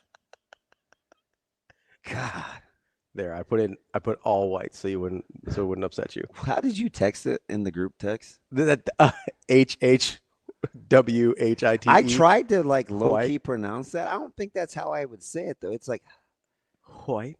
I think it is how you would do it. You got the H. You got the white. I don't know. That's how one of our listeners spelled it to me, and I was like, that's perfect. Because I'd been spelling it like WHHHIIITE, and somebody I think they hit me up on Twitter. They're like, yeah, it's something about I'm one of the whites, and they've spelled it HHWHITE, and I was like, oh, that's perfect. Yeah, Shane. We only have 8 minutes, so we can't talk to her. But if you had it your way, would we have called Jessica? Yes, thank you. I knew you'd say yeah. Should we have called her? I don't want to wake her up. We already did. Well, don't put me in that category. I didn't call her. You said call her. No, I didn't. I mean, you intimated it. Ow. I said, let's see if she's up. And you said nothing. So basically that's saying call her. The stuff that you make up about me in your head is wild. That doesn't fit. Like if you didn't want me to do it, you would have said don't do it. But you said nothing. So I took your silence as a go ahead. I don't think that's how that works. Okay. So example, por ejemplo. Okay. God, I am so pissed right. I'm going to get in my vehicle and I'm going to go about 160 down the street. Okay. If you don't say anything, I'm going to assume you're for that idea. That's not how any of this works. Are we having a problem with my rational thinking? A little bit. It was hard. It's not even that. That's not even the worst. Because like I could see a situation in where that's true. I disagree. But I could see a situation where that's not a crazy assumption to make. My issue is when you have entire conversations in your head with me that I am not a part of. Oh. And then you're like, yeah, Ravi said this. And I was like, actually, that was Kenny. that was that left side of the brain. He was pretending to be me in your head. So it's like, I said, are you up? Hello? Did I just wake you up? Yes. I said, who sleeps till 8:30? She said, well, technically, it's my day off. Yeah. So then we had another conversation. Which I think is understandable. So I hung up the phone, hung up, and I said, should we call her? And you're like, yeah, we got time in between 8:30 and 9. Mm-hmm. I pause. I go, well, why was she still asleep? And you go, well, is it her day off? Like, why would you think that today is her day off to justify? Because she works tomorrow. So do I. Right, but you don't take any days off. You also don't sleep, so that's not really a fair question. So when I asked her if she's up, she could have just said yes or no. She didn't answer at all. Yeah, because she wasn't up. That's how text messages work. If you're asleep, you can't answer them. It was 7:49. Like, you understand what I mean? Like, she can't answer no. I'm glad she wasn't pissed. I think she's probably used to it. You've done this a few times. No, she gets mad. She has got mad before. Yeah. Don't get it twisted. Maybe she's just resigned to this is what happened. This is my life now. It took her 3 days to talk to me after Arrowhead. Although she owes you one. So here's the equivalent from here to Canfields. Mm-hmm. No, further. From here to Chard. Is that no? It's Cabela's. That's not Canfields. That whatever. Yeah. One of the C words. Not yeah. Anyway, from Chard. Yeah, a different C word. You and I walked together. Okay. She said 0 words to me. That's kind of a long walk. Just the two of us. That's awkward. She's capable of getting mad. That's awkward. That's super awkward. She's mad. Well, it happens. I do think she owes you one, though. She did you dirty on the TikToks. I didn't even know what that was. Yeah. That's foul. So somebody tagged me in it. That's the only reason I saw it. You have to kind of, because I didn't know the whole late thing, the back, like, so what was the premise? And I'll tell you what she did to me. So the premise was there's a TikTok of Jessica Cody. No. Like the theme. Like it's a thing. Oh, yeah. It was the POV. We're running late again. Yeah, we're running late again. And it's Cody and Crooks. They're kind of like looking at their watches and kind of doing like shrugging their shoulders and stuff. And then it cuts to you. Yeah. So let me tell you how it really happened. I assumed you were a willing participant. No. Yeah. It is a total setup. So I didn't know this was a thing that's trending on social media about the being late thing. So way back some weeks ago, we did the on-field hit. And I was being a child. I was like, messing with her, whatever. So Cassidy, who does all of our social media stuff and runs like the app, and she goes, hey, go over there by the orange cones and just walk towards us. And I go, for what? And Jess goes, just do it. So I went over there and I walked and I was like this. And they're like, perfect. I didn't know 2 weeks later it was going to be a TikTok. Yeah, that was a hit piece. Yeah, and you defended her. Who, I defended her? When? You said, oh, that's actually pretty funny. I was like, nobody told me that was going to be what would happen. It was a funny TikTok, but I thought you were a willing participant. No, I had no idea. It was a total ambush. That's where I said she did you dirty. If you were part of it, then it's funny. If it's an ambush, that's now you got me wanting to call her because I forgot about that last night. Yeah. Oh, it was kind of. But messy. Sautter would be mad if we're 2 minutes late. Yeah, we can't do that. Somebody brought up though, Ken E on the money, overtime win. Got to get an overtime win. Oh yeah, that's we're a big goose one. egg since when? That a long time. We're goose egg for getting points in overtime for a long time. How many? So somebody look it up. 13, 14. I wanted to say we might be over 15, but I might be wrong. We're over for a long. It's like a decade. All right, yeah, somebody look that up and tell me. Put that on the list. Yeah, it's on. That might be number one. That's high. I don't think they can intentionally play an overtime game, though. No, but well. Hey guys, let's knock this. Hi, buddy. Let's knock this off the. That's my dude. He's like, this kid is weird. That girl is poison. No, Belle Biv DeVoe. Not a big Belle Biv DeVoe guy. That seems like right up your alley. I was glad to get rid of Johnny Gill, but I was not a huge. Although When Will I See You Smile Again was the jam. Oh, that's a good one. Yeah. We're going to talk to our guy, Mike Sautter from Hurrdat Sports NAB Preps coming up next here. Hurrdat Sports Live.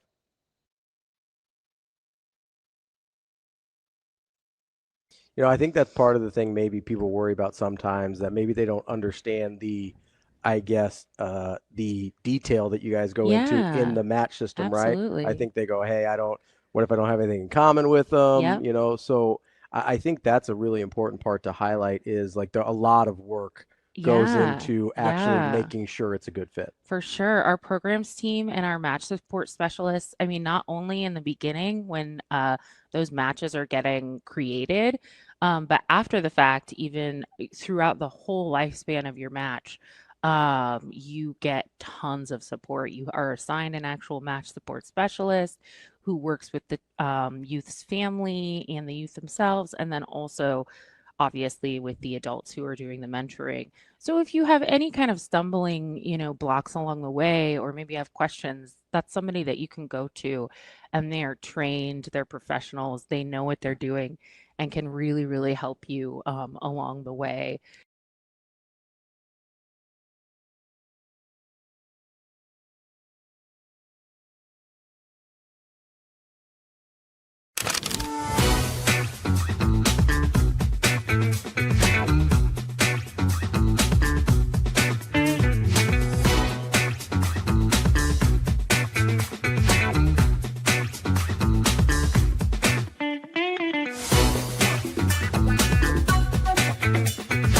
Our question of the day, Huskers wins on this season, over or under 9.5? Go Big Red, over! Have you looked at Matt Rhule year 3? Come on. Baylor, Temple, over 10 wins. We're going 10-2 easily. I think we're going 9-3. Oh, we're going over 100% Nebraska all the way. I agree.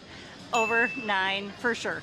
Because Solid. Jalen Graham's dad is the best. Grandpa, he's got it. We're going to be undefeated going to College Station, Penn State. Better be a wideout. What's happening? Because the Huskers are coming, all right? Last year, they got to a bowl game. This year, it's a whole nother level, and that's getting 10 wins. Playoffs. I don't know about football. I know about beer. I'm a Hawkeye fan in disguise, so I don't comment here. I don't think they're going to hit 9 wins. I think we go 11-1 this year and go to the playoffs this year. Okay, we don't play Indiana. So, I mean, hey, 12-1, hey, that's my prediction. Over 9.5 wins. Hammer the money line. Skurs are back, baby. Skurs by 90. Let's go Big Red, huh? And remember, for the best sports book in Nebraska, be sure to visit Warhorse Casino in Lincoln and in Omaha.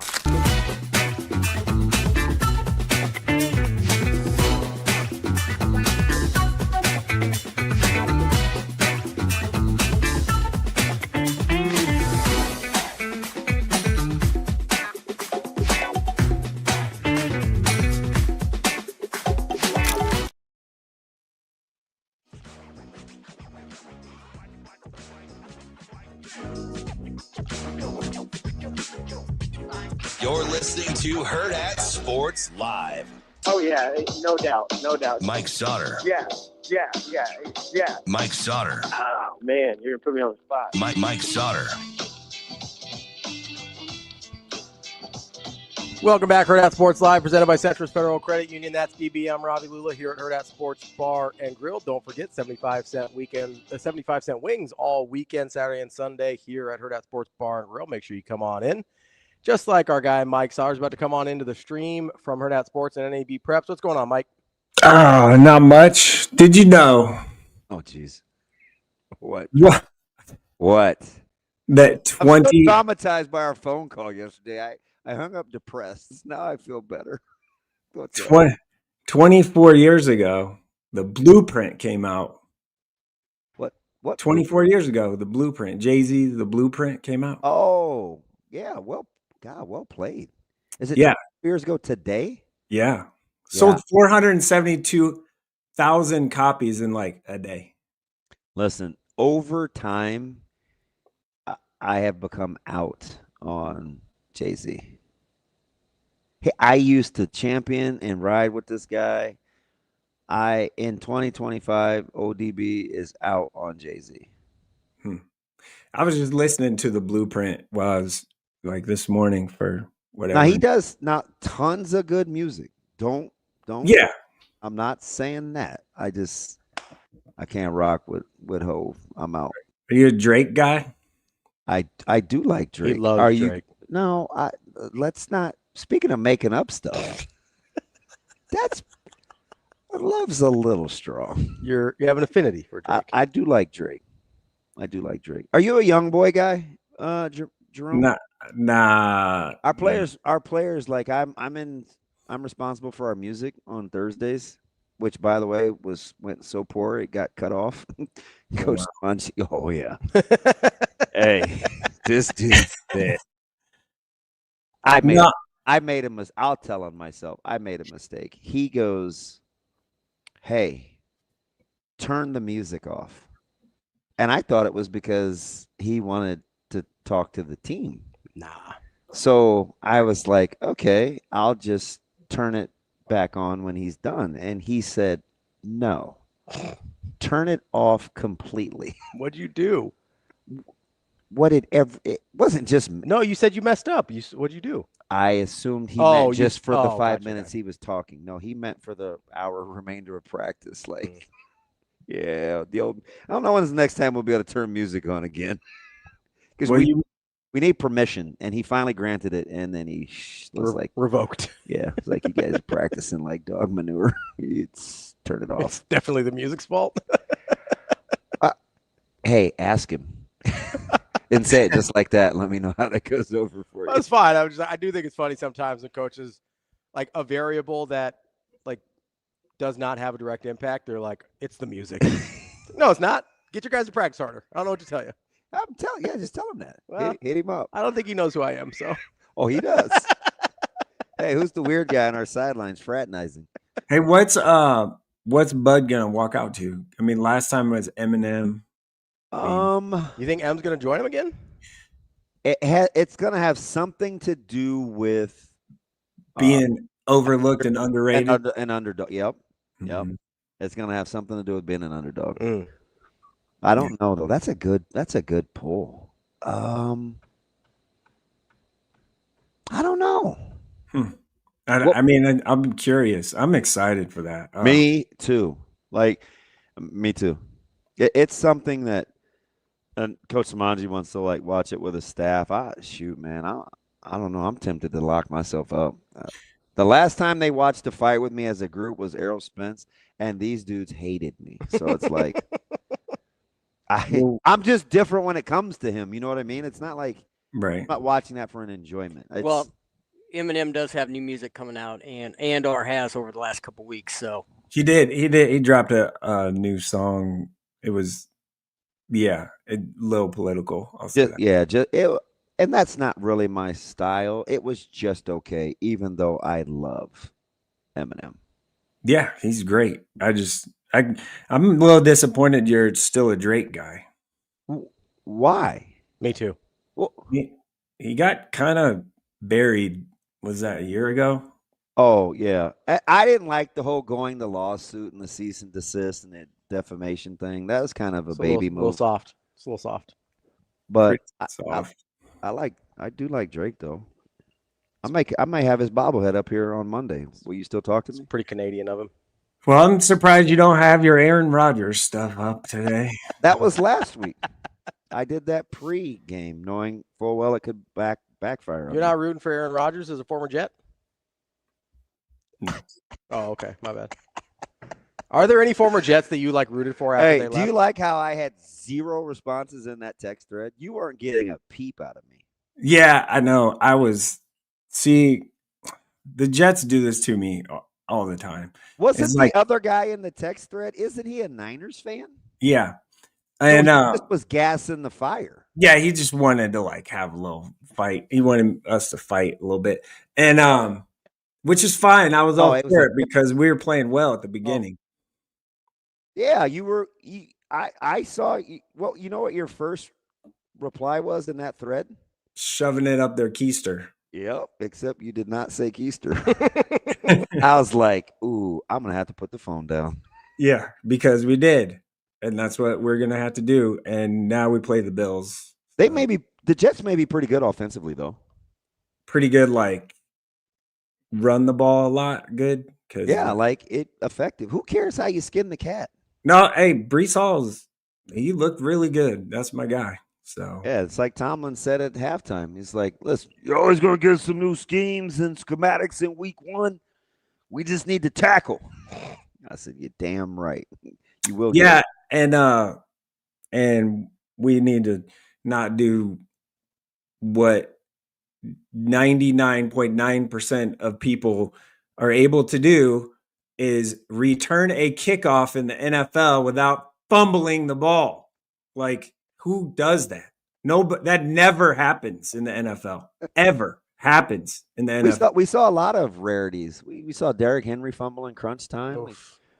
Hey, by the way, our your little friend, your partner in crime, our buddy, his Packers are going to be pretty good.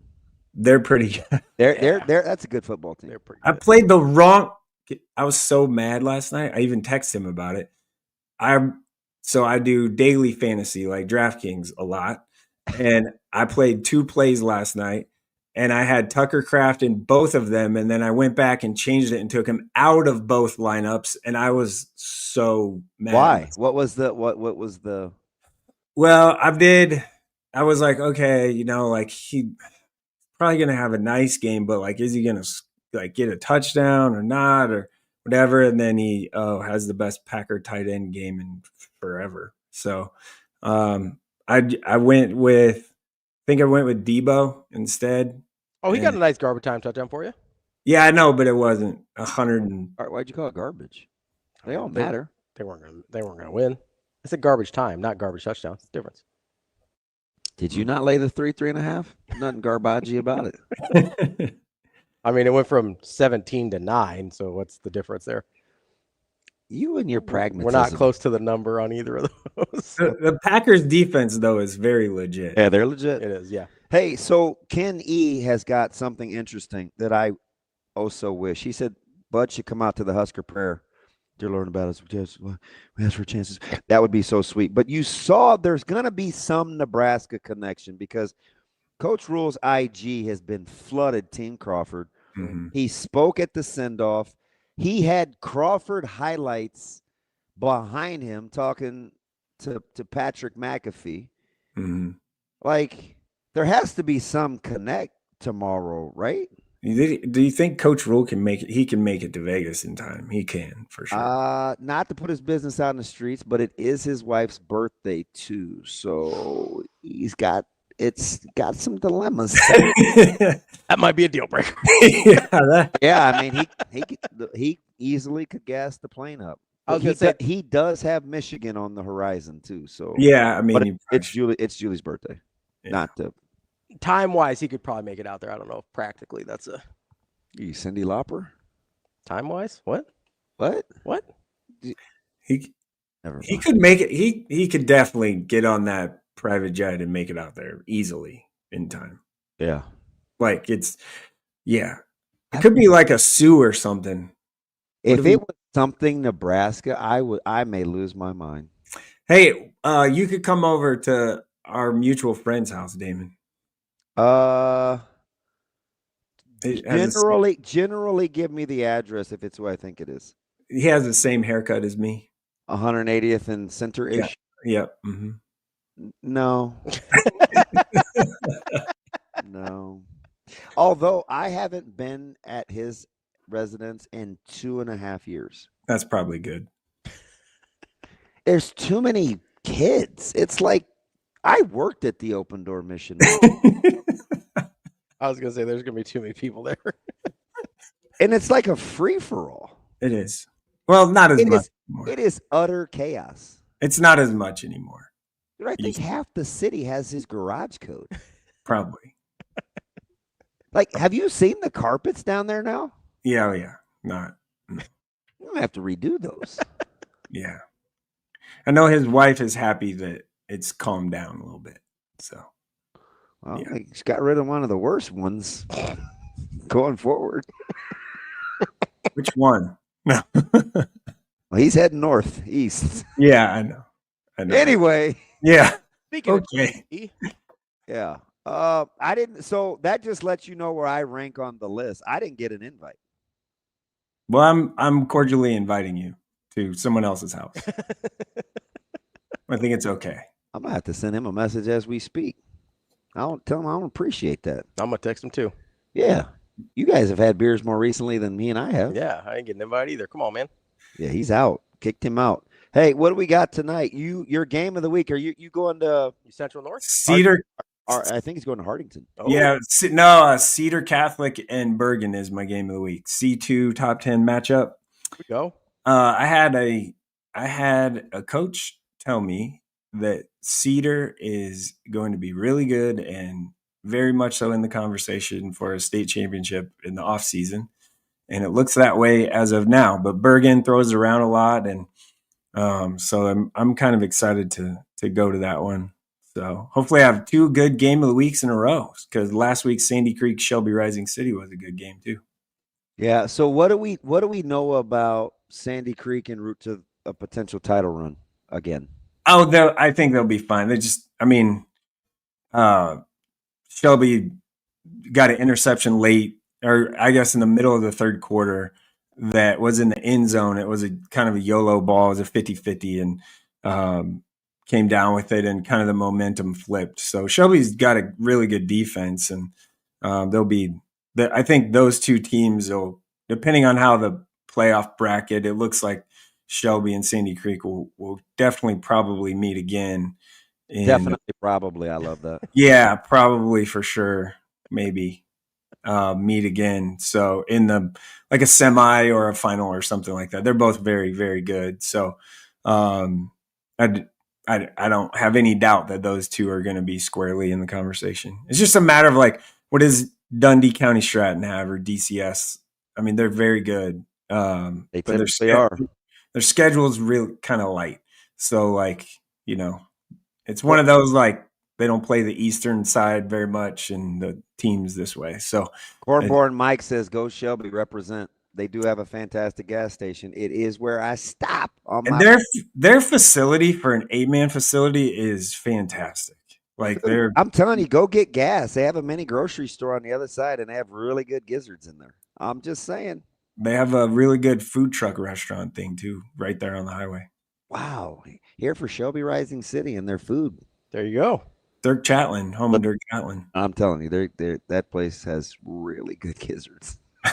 No, gizzards aren't really my go-to. Yeah, I'm gonna try them. Anybody that has them, I'm gonna try them. Well, not that many people have them, right? Like it's a little uncommon. Probably, yeah. Yeah, more than not. No Central North on the old poll this week. But what do you think happens when the Vikings meet the Eagles? Well, a lot more security is going to happen from a fan perspective, so that's positive. Compared to the last time 2 years ago they played there, it was a show. So anyway, no, I think that game is going to be pretty good. So it's one of the.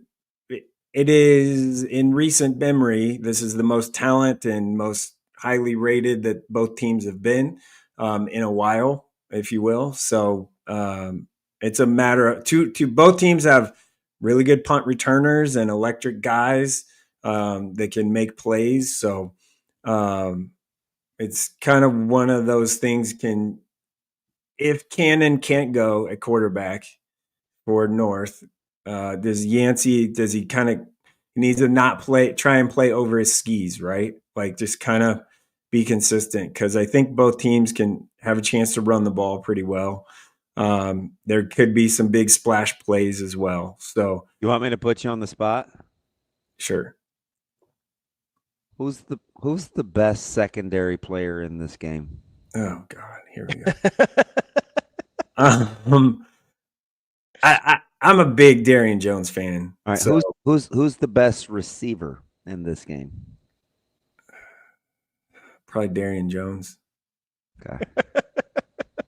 I just asked. No, yeah, I mean it's close. Who's the better running back in the game? Wait, like there's some good. I mean, Haney is pretty sweet. Haney and Cannon both are really good. Really good. Like, yeah.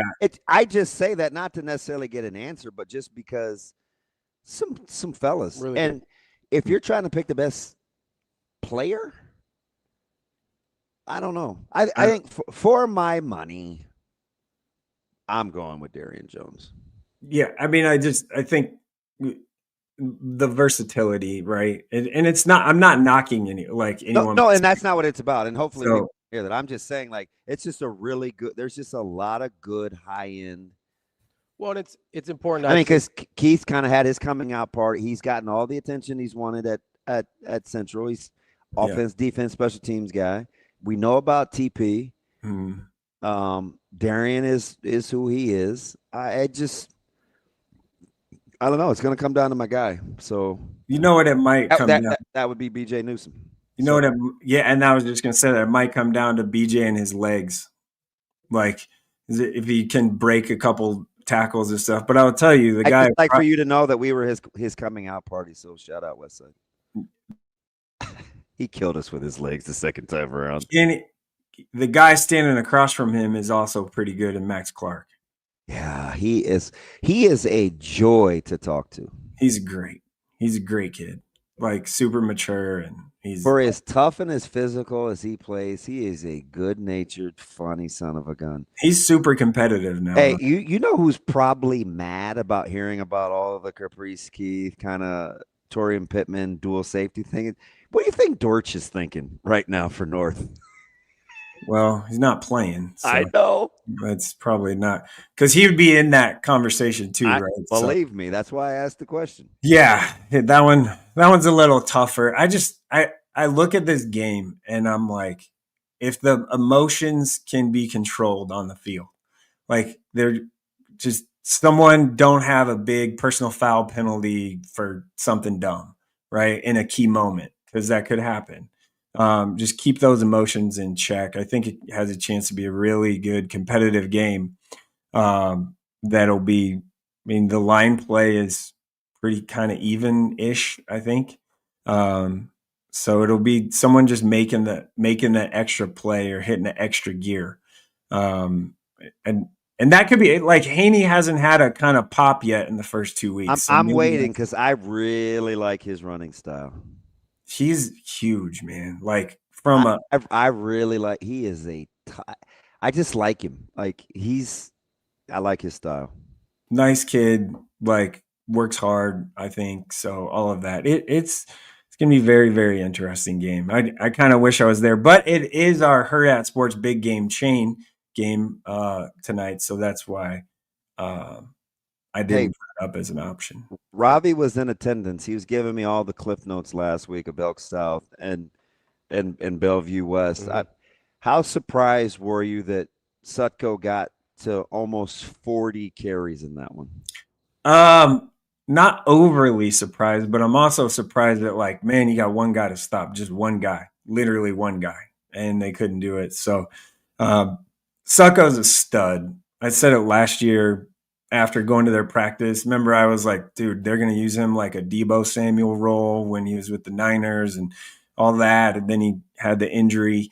So it's good to see him back and healthy. He 300 yards. And then last night he had over 200 against North Star. So, and they won again. That team, Elkhorn South, goes as he goes. And if he's having a good night or if they're able to block for him well and all that, they'll be tough. They'll be a tough out because they'll control the ball. Now they can't get down. Well, I guess they did get down to Bellevue West by 2 scores, but and came back and won. So he's the stud, man. Like I can't say anything more or better about Jaden Sutko. Like that kid, he's a great kid. Works hard, super culture guy. He's a guy that, like,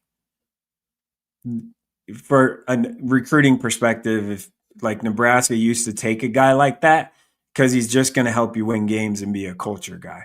Yeah. It's just one of those things, like positionally, like what is he? Where is he? Like he's a linebacker, but he's probably at that, level for Nebraska. He's probably a special teamy guy.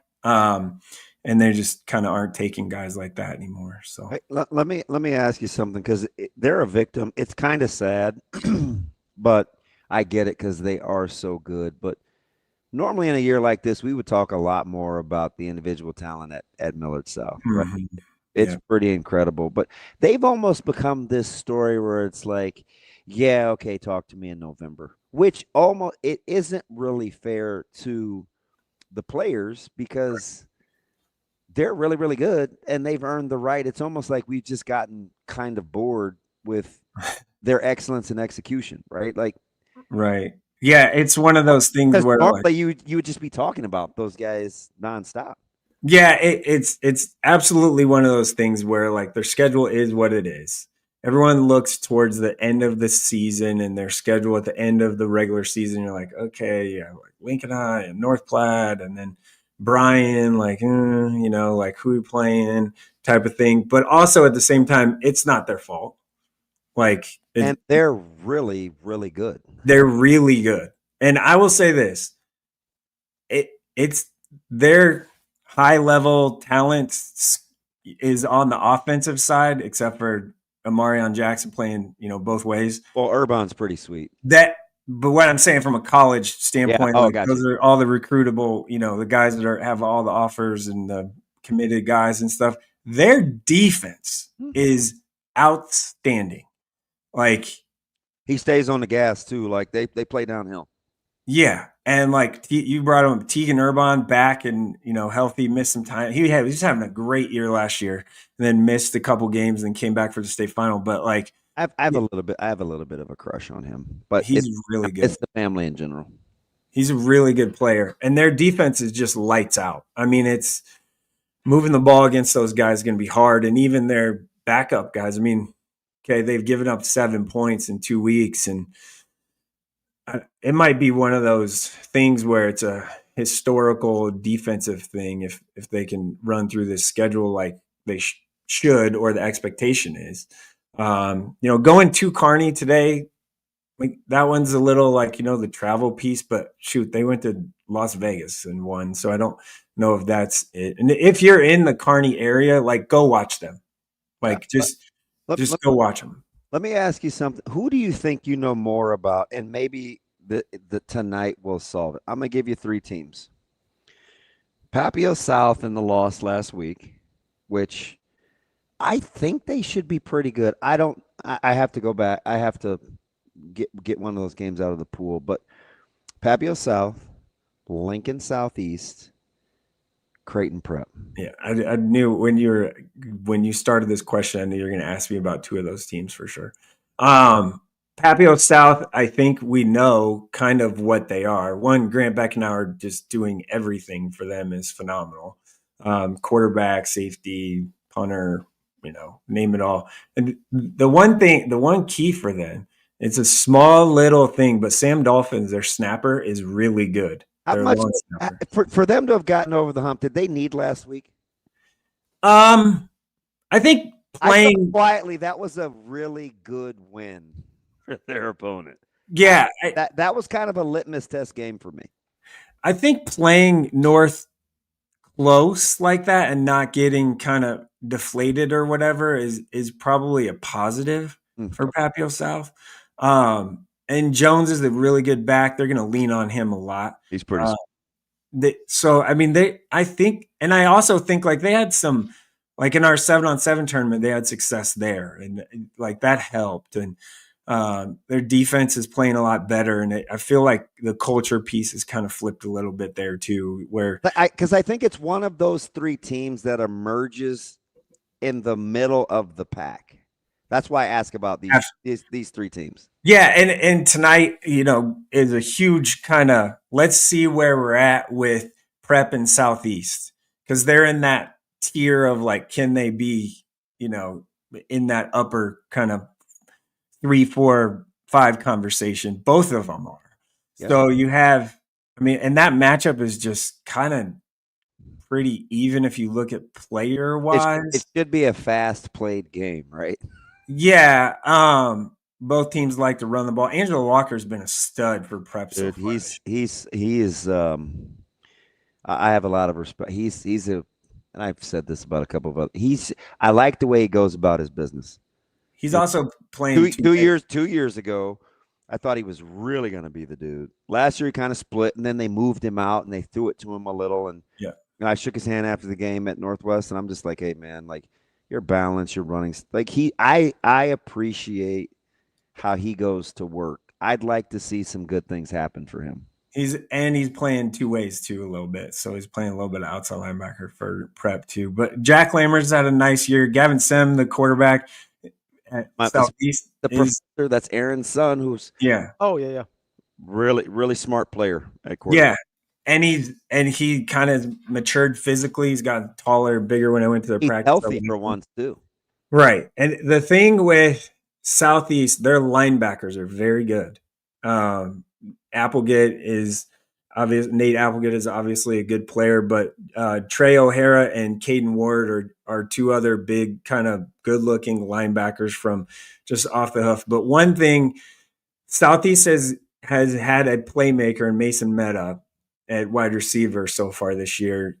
I would look for Vinny Saul, who's a long kind of athletic corner for Prep, to kind of maybe shadow him a little bit, because Mason's a little not. He's put together back-to-back weeks in their secondary too for Prep. Right. So that's a matchup within kind of that doesn't get talked about. You don't normally talk about the corner versus this receiver in high school. So I think that's a pretty good matchup there. So I think it's maybe evenly matched. It'll be, it's in Lincoln. That I don't know if that matters a ton. But that one will tell us a lot about like who, if Prep is ready to take that jump, or if Southeast. There's a couple of separator games, right? Central North. Right. will establish a pecking order, and I think Southeast Prep will establish a pecking order. Yeah, I think that's very clear. And that'll be, in our coaches poll, I think Elkhorn South has so far established themselves as the 3. And then now we're playing like, okay, who's that fourth team that could be the semifinalist team that is good enough? It's super early in the season, but who's that fourth kind of group? And I'll say this, and their record might be not great by the end of the year, but I think Bellevue West. I was going to ask you about them. I was talking to Ravi about them last week. Are they hard to kind of make out? Like, you saw them live. I didn't think they were hard to make out. I thought their offense really struggled to find like a pretty established rhythm. Whether that was like they're very dependent on, I thought, Johnson making a big play in the passing game. But he's going to be pretty good, isn't he? He had 3 catches for 138 yards and 2 touchdowns last night in about, a quarter and a half, probably.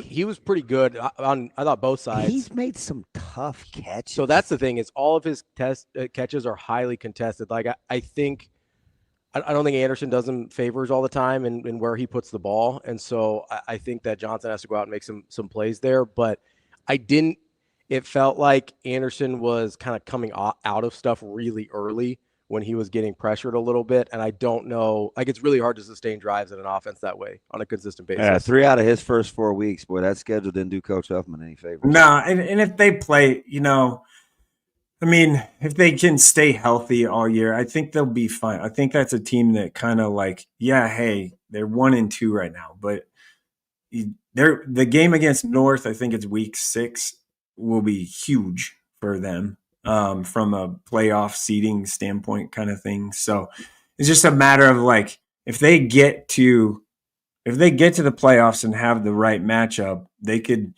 kind of make things a little cattywampus there. So get a little out of order. Sautter, real quick. Last thing here from me. Terrific word choice. I asked DB this earlier. Hey, Timo said he didn't think I remembered where he lived, but I'm welcome anytime. There you go. Who scores more points this week, Westside or Nebraska? Oh boy. Nebraska will probably play all 37 in-state kids or whatever it is that played last week. I don't know. They got any more that they can play? Did everybody get in the game last week? I thought there were like 2 or 3 that didn't play. Okay. I can't remember the names that were healthy that didn't play. Yeah. So more points. Oh boy. I don't appreciate probably Nebraska. I don't appreciate the question. I think it's a good question. I think it's a good question. All right. Sautter, appreciate the time as always. Enjoy your game of the week. Yeah, Bergen. It's just Fremont. It's like right around the corner. Yeah, that's not a bad drive at all. It's like 20 minutes. Yeah, not a big deal. 20. My house? 25. Okay. Well, DB thinks you can get to Grand Island in under 2 hours. So no. Yes, you can't get to Grand Island in under 2 hours. How fast are you driving? That's what I asked. That your friends at the Nebraska Department of Transportation would not appreciate you driving that fast. He's got a seatbelt on though. We know that. Click. Make sure it clicks. 82 cruise control. As long as 82. I'm an 80 guy. Sometimes 81. Rule of thumb is they typically give you 7 MPHs. I'm a 80. Yeah, 2 hours to what part of Grand Island? Like the east entrance, the second exit. I think it's 10. The second exit where you go to Hastings? Yeah. 2 hours. Damn. No, he said $1.45. No way. $1.47. Yeah. Sorry.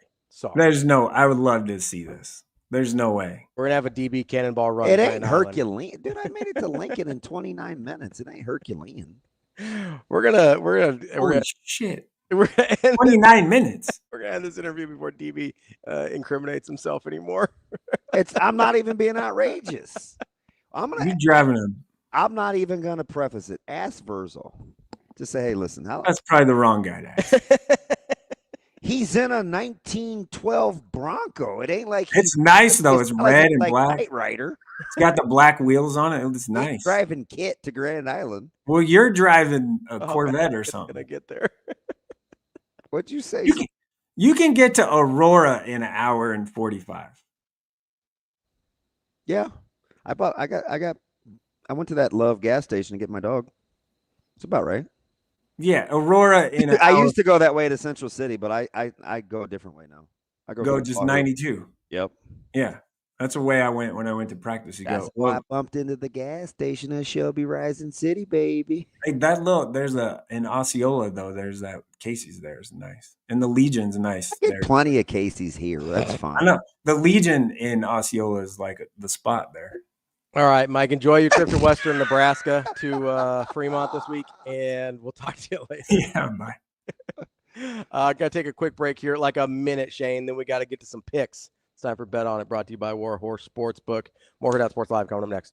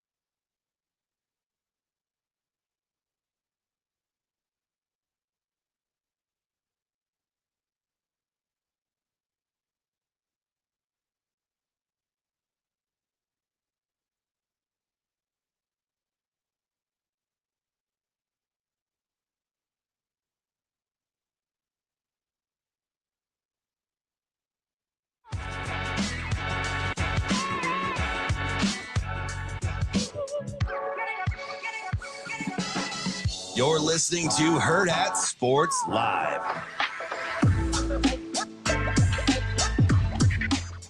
Welcome back, Hurrdat Sports Live, presented by Central Federal Credit Union. That's DBM Ravi Lulla here at Hurrdat Sports Bar and Grill. It is time for Bet On It, brought to you by Warhorse Sportsbook. Don't forget, put your bets together, whether it's like parlays, props, maybe get some money lines in there. Put them together on the Warhorse app, then go to the casino,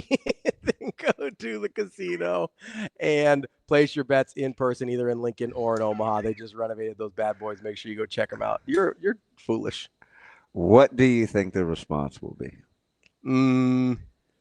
Maybe next year. I think that's what his response is going to be. Ravi. All right, let's get to a few games this week. There's some interesting ones, and I think we might find out about a lot of teams this week as well. One of the games I think is a big find out game is South Florida and Miami. Yeah, take the Canes, baby. I tend to agree. I think South Florida is a good team. I don't think take the Canes. I don't think they're going to continue this run of beating ranked teams. Number 2, let's go with, we talked about this a little bit earlier, Georgia and Tennessee. Georgia's 3.5-point favorite. Yeah, laying all 3.5. You going to take them, or what are you going to do? Oh, no, I want Georgia. All right, so you're going to give the 3.5 as well. Absolutely, yeah. That number could, I think that number could get up to like 6.5, and that'd be cool. So what it opened?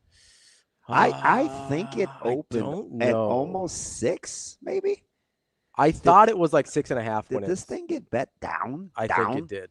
Get to the chopper. I don't understand. I think Georgia. It opened at 5.5. I think Georgia's clearly better. Get to the chopper! I think Georgia's clearly better. Next game we've got on the ledger here, Florida, 7.5-point dog. Tuffy to LSU. Tuffy Sainsbury. I used to know a kid named Tuffy. Really? His real name was Steven. How'd they spell it? Tuffy. That's a Tuffy nickname. Well, we played together in some sports. Yeah. I ended up fighting him at the YMCA. Did you beat him? Yeah, I was having a bad moment. What's that like? I had some anger issues as a child. He ended up being my boy, though. That's good. Yeah. Anywho, Florida, 7.5-point dog against LSU. You know what? I'm all in. I'm going to take the Gator bait. Give me Florida. I will absolutely take LSU. I just don't know. Please and thank you. Can I just – this is dumb. Yeah. I don't like the way that Kelly handled the presser, and I always talk about respecting the game and the game will respect you back. I didn't like the back and forth and the flipping. Like, sometimes that catches up with you. I'm not going to use the K word, but sometimes that catches up with you in football. And Florida's back's against the wall, and LSU's feeling really, really good about themselves. They've had some time off. I'm going to take Gator bait. All right, I'll take LSU. Give me the 7.5. I'm going to eat them. I wish I was getting like 6.5 here, but I'm taking LSU anyway. Texas A&M, 6.5-point favorites. It's a tough one. Or excuse me, 6.5-point dogs to Notre Dame. I feel like I've been influenced talking to a lot of Domer heads the last 24 hours. Well, there's a certain family, I'm sure, that has an influence. But he's pretty objective. Is he? So I don't count him. Okay. Nah, he actually talked me off the ledge. So I'm going to go with I'm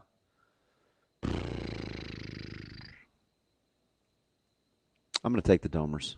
I am as well. Their season's on the line. They have to get this one. Whoa, week 2 season on the line. Is. I mean, they don't make the playoffs. Week 2 for them. Yeah. If they don't win this game, they don't make the playoffs. Like, this is their season. They have to win this game. Yeah, I'll take the Domers. Vandy, 3.5-point dog to South Carolina. I love the line, man. Tricky spot, pretty precarious. South Carolina's been pedestrian offensively. Their special teams has pedestrian been good. is generous. That they've been bad. Pavia will have them ready. They should have played my man Dom Rizak in closing time last week. I'm so mad. Big semisonic time. Closing time.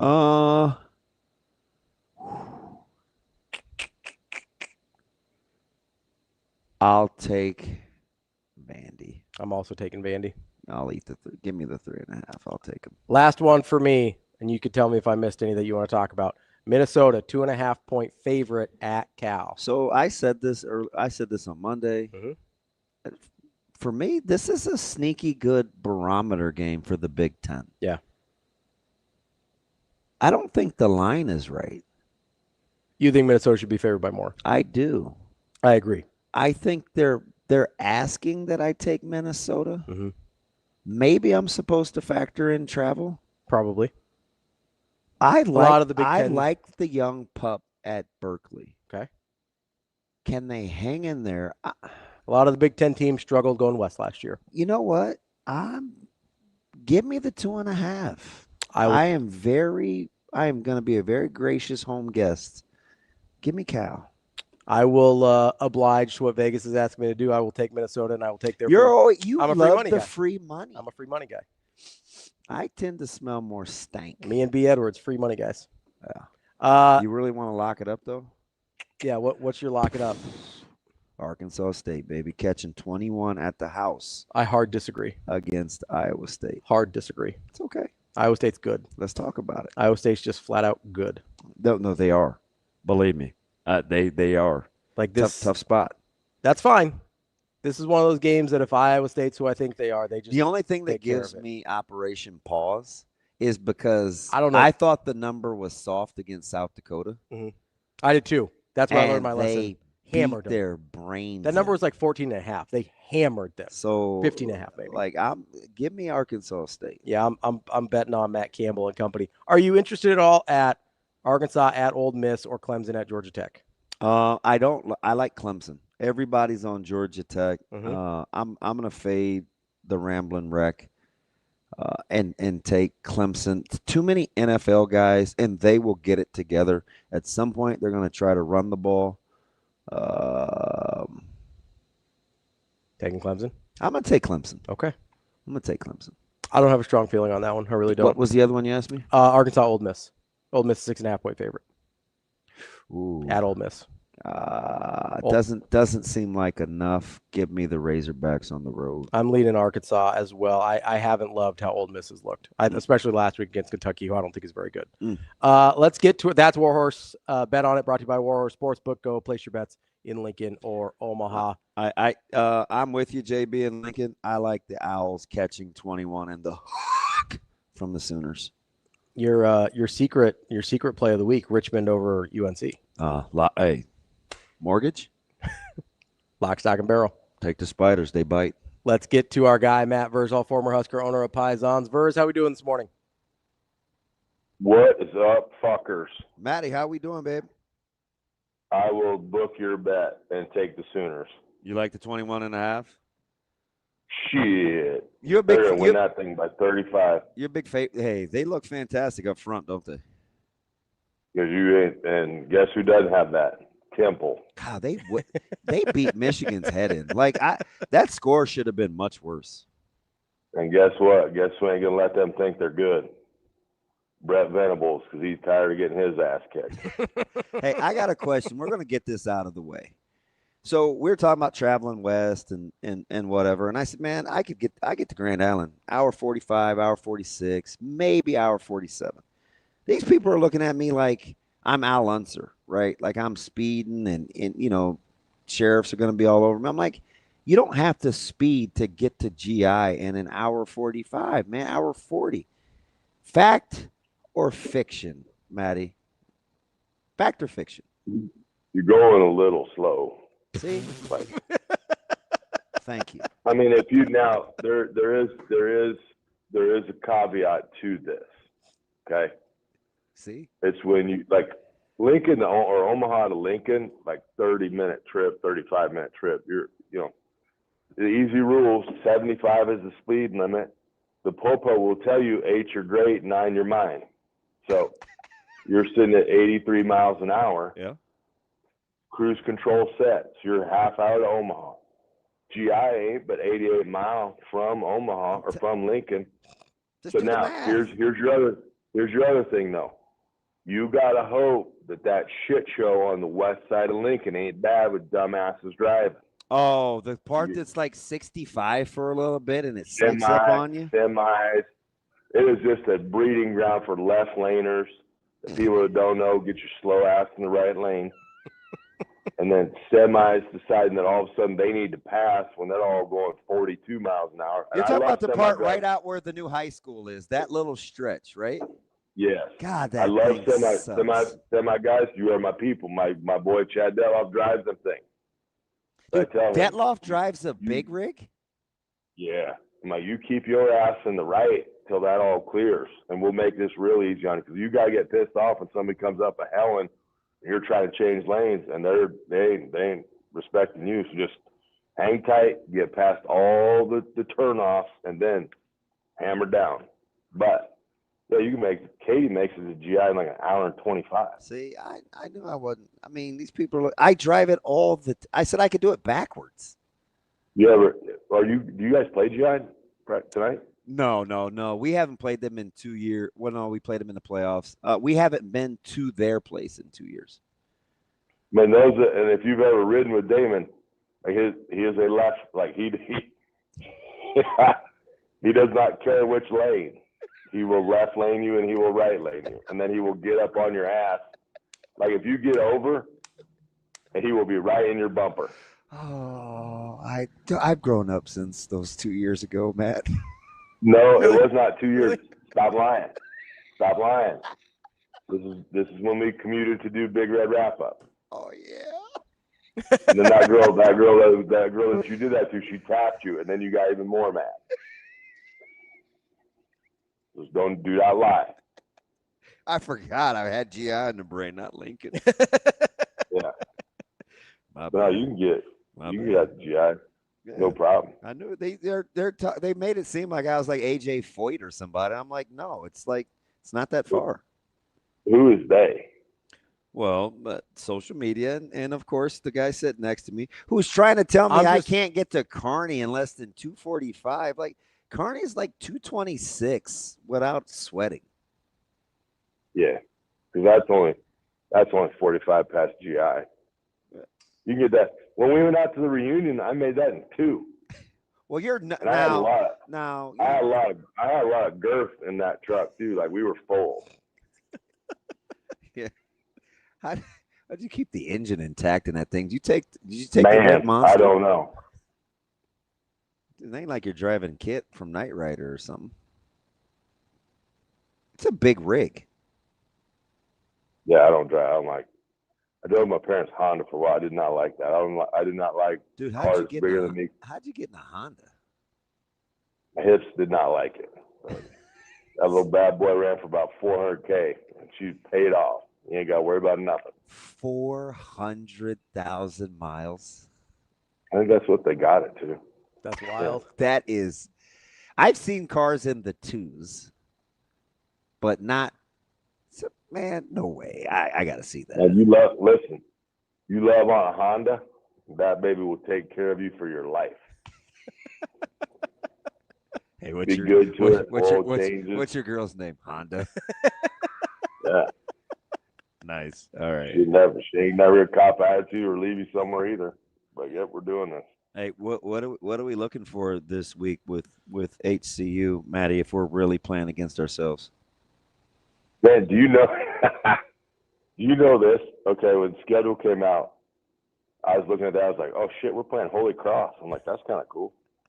So I was like talking to people, and they thought I was being like a smart ass.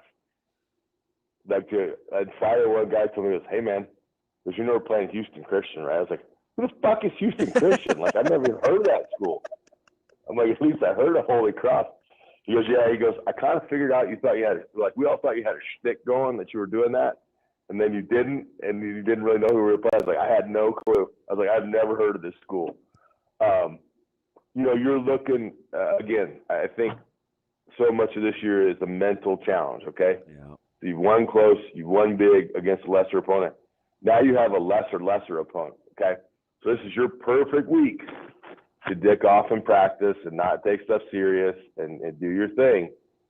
So Rhule's message that he sent at halftime was to set the tone for the week of practice. He did not leave that to the chance that it might slack off. Okay. He sent them that message. You know, and they know they ain't winning. Okay.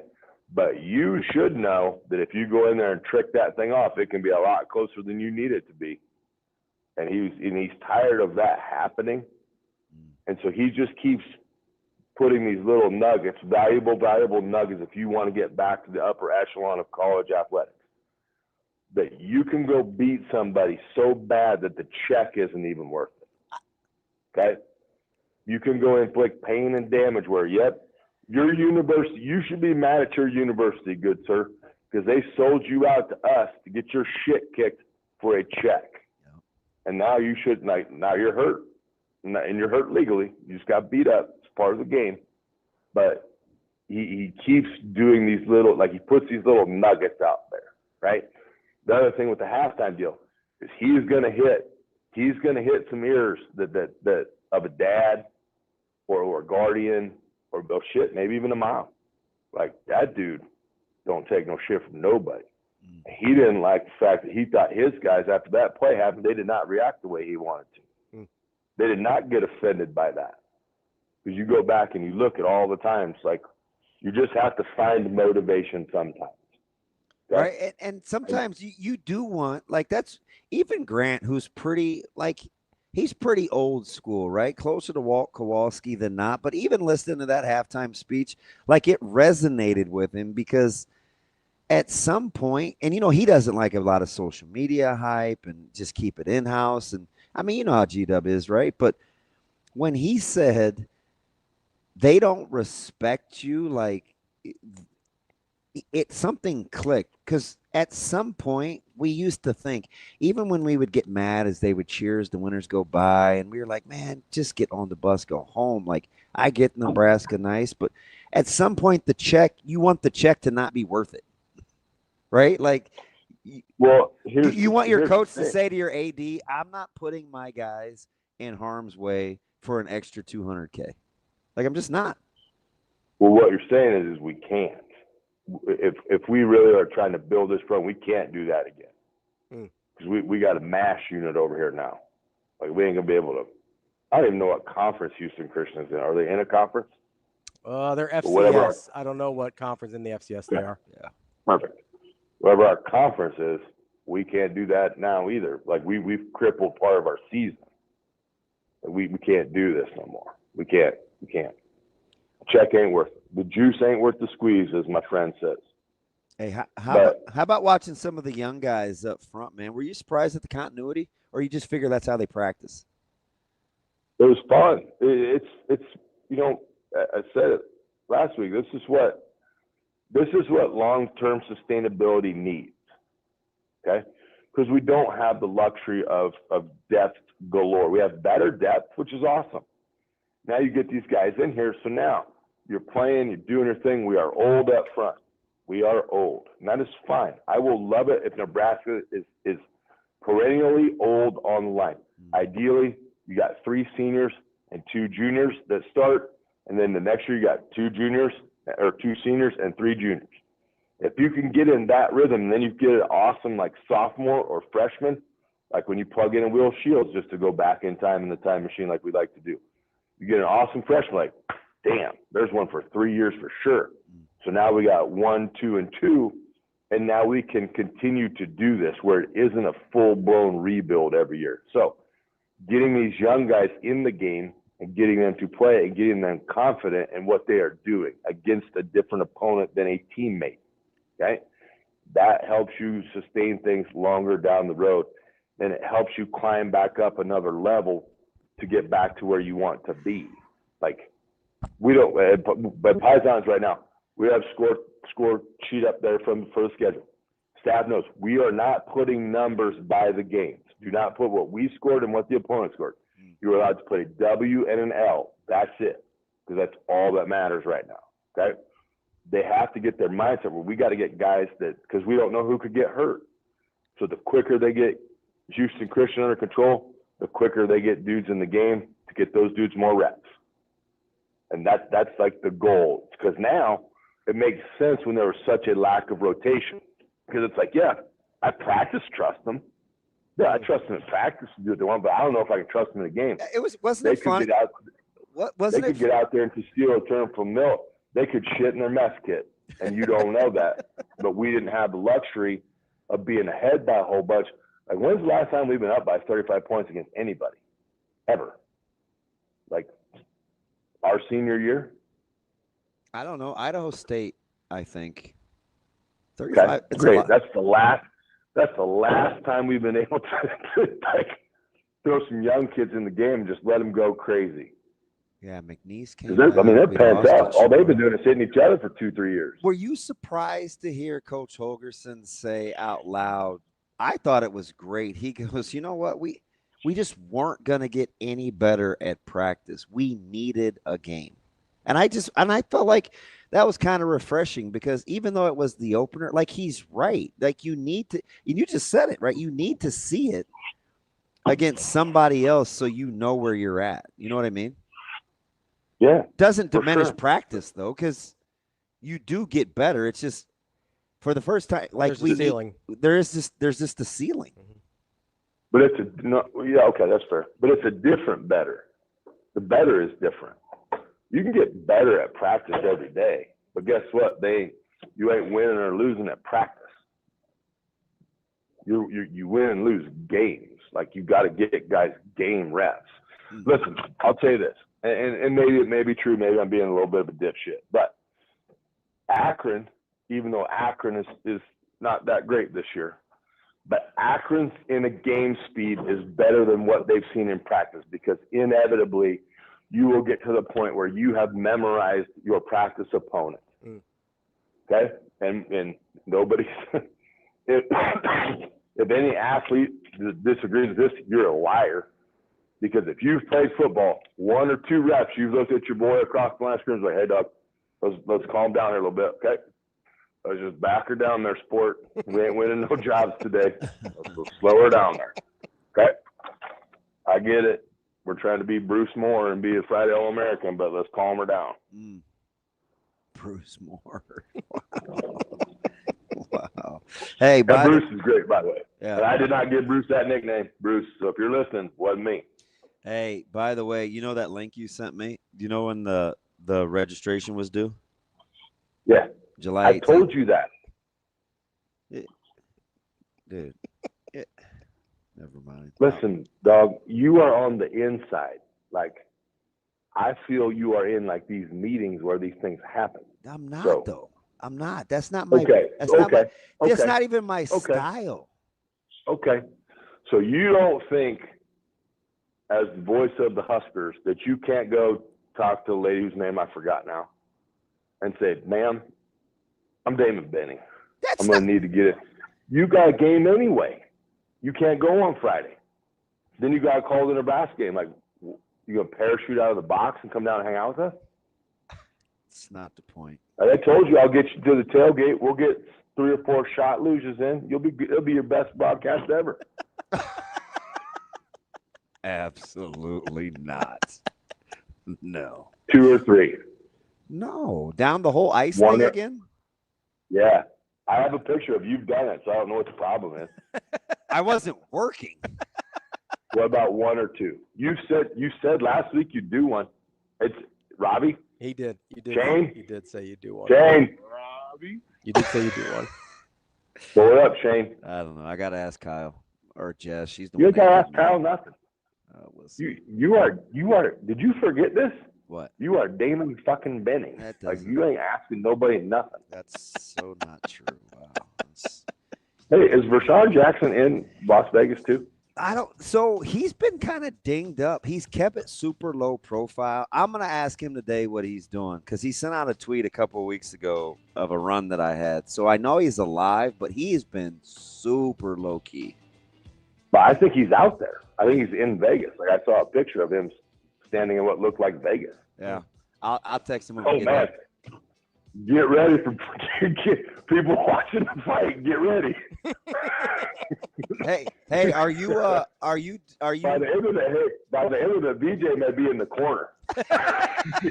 BJ may be the cut man about to turn around. Hey, are you closer to doing what we talked about off air or not with Les and those guys?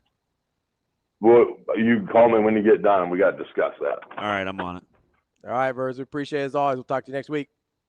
Oh yeah, hey, we are closed again for lunch today. We're catering, but you fuckers have a good day. Thanks, buddy. All right. No, don't go to Pisons for lunch. They're closed. They got stuff to do. Wow. That is the week. I do want to say, go ahead and give me Bud plus 140, plus 145, Yeah, whatever it's I can coming get. down too. So if you're gonna get all the plus money, get it now. Yeah, 'Cause get in closer early. to fight time. It may come I think down. that's coming down. I think the sharp money might be on our guy. Yep. All right, that's the show. That's DB. I'm Ravi Lulla. It's Hurrdat Sports Live. We'll be back on Monday. See you. Have a good day. Love you.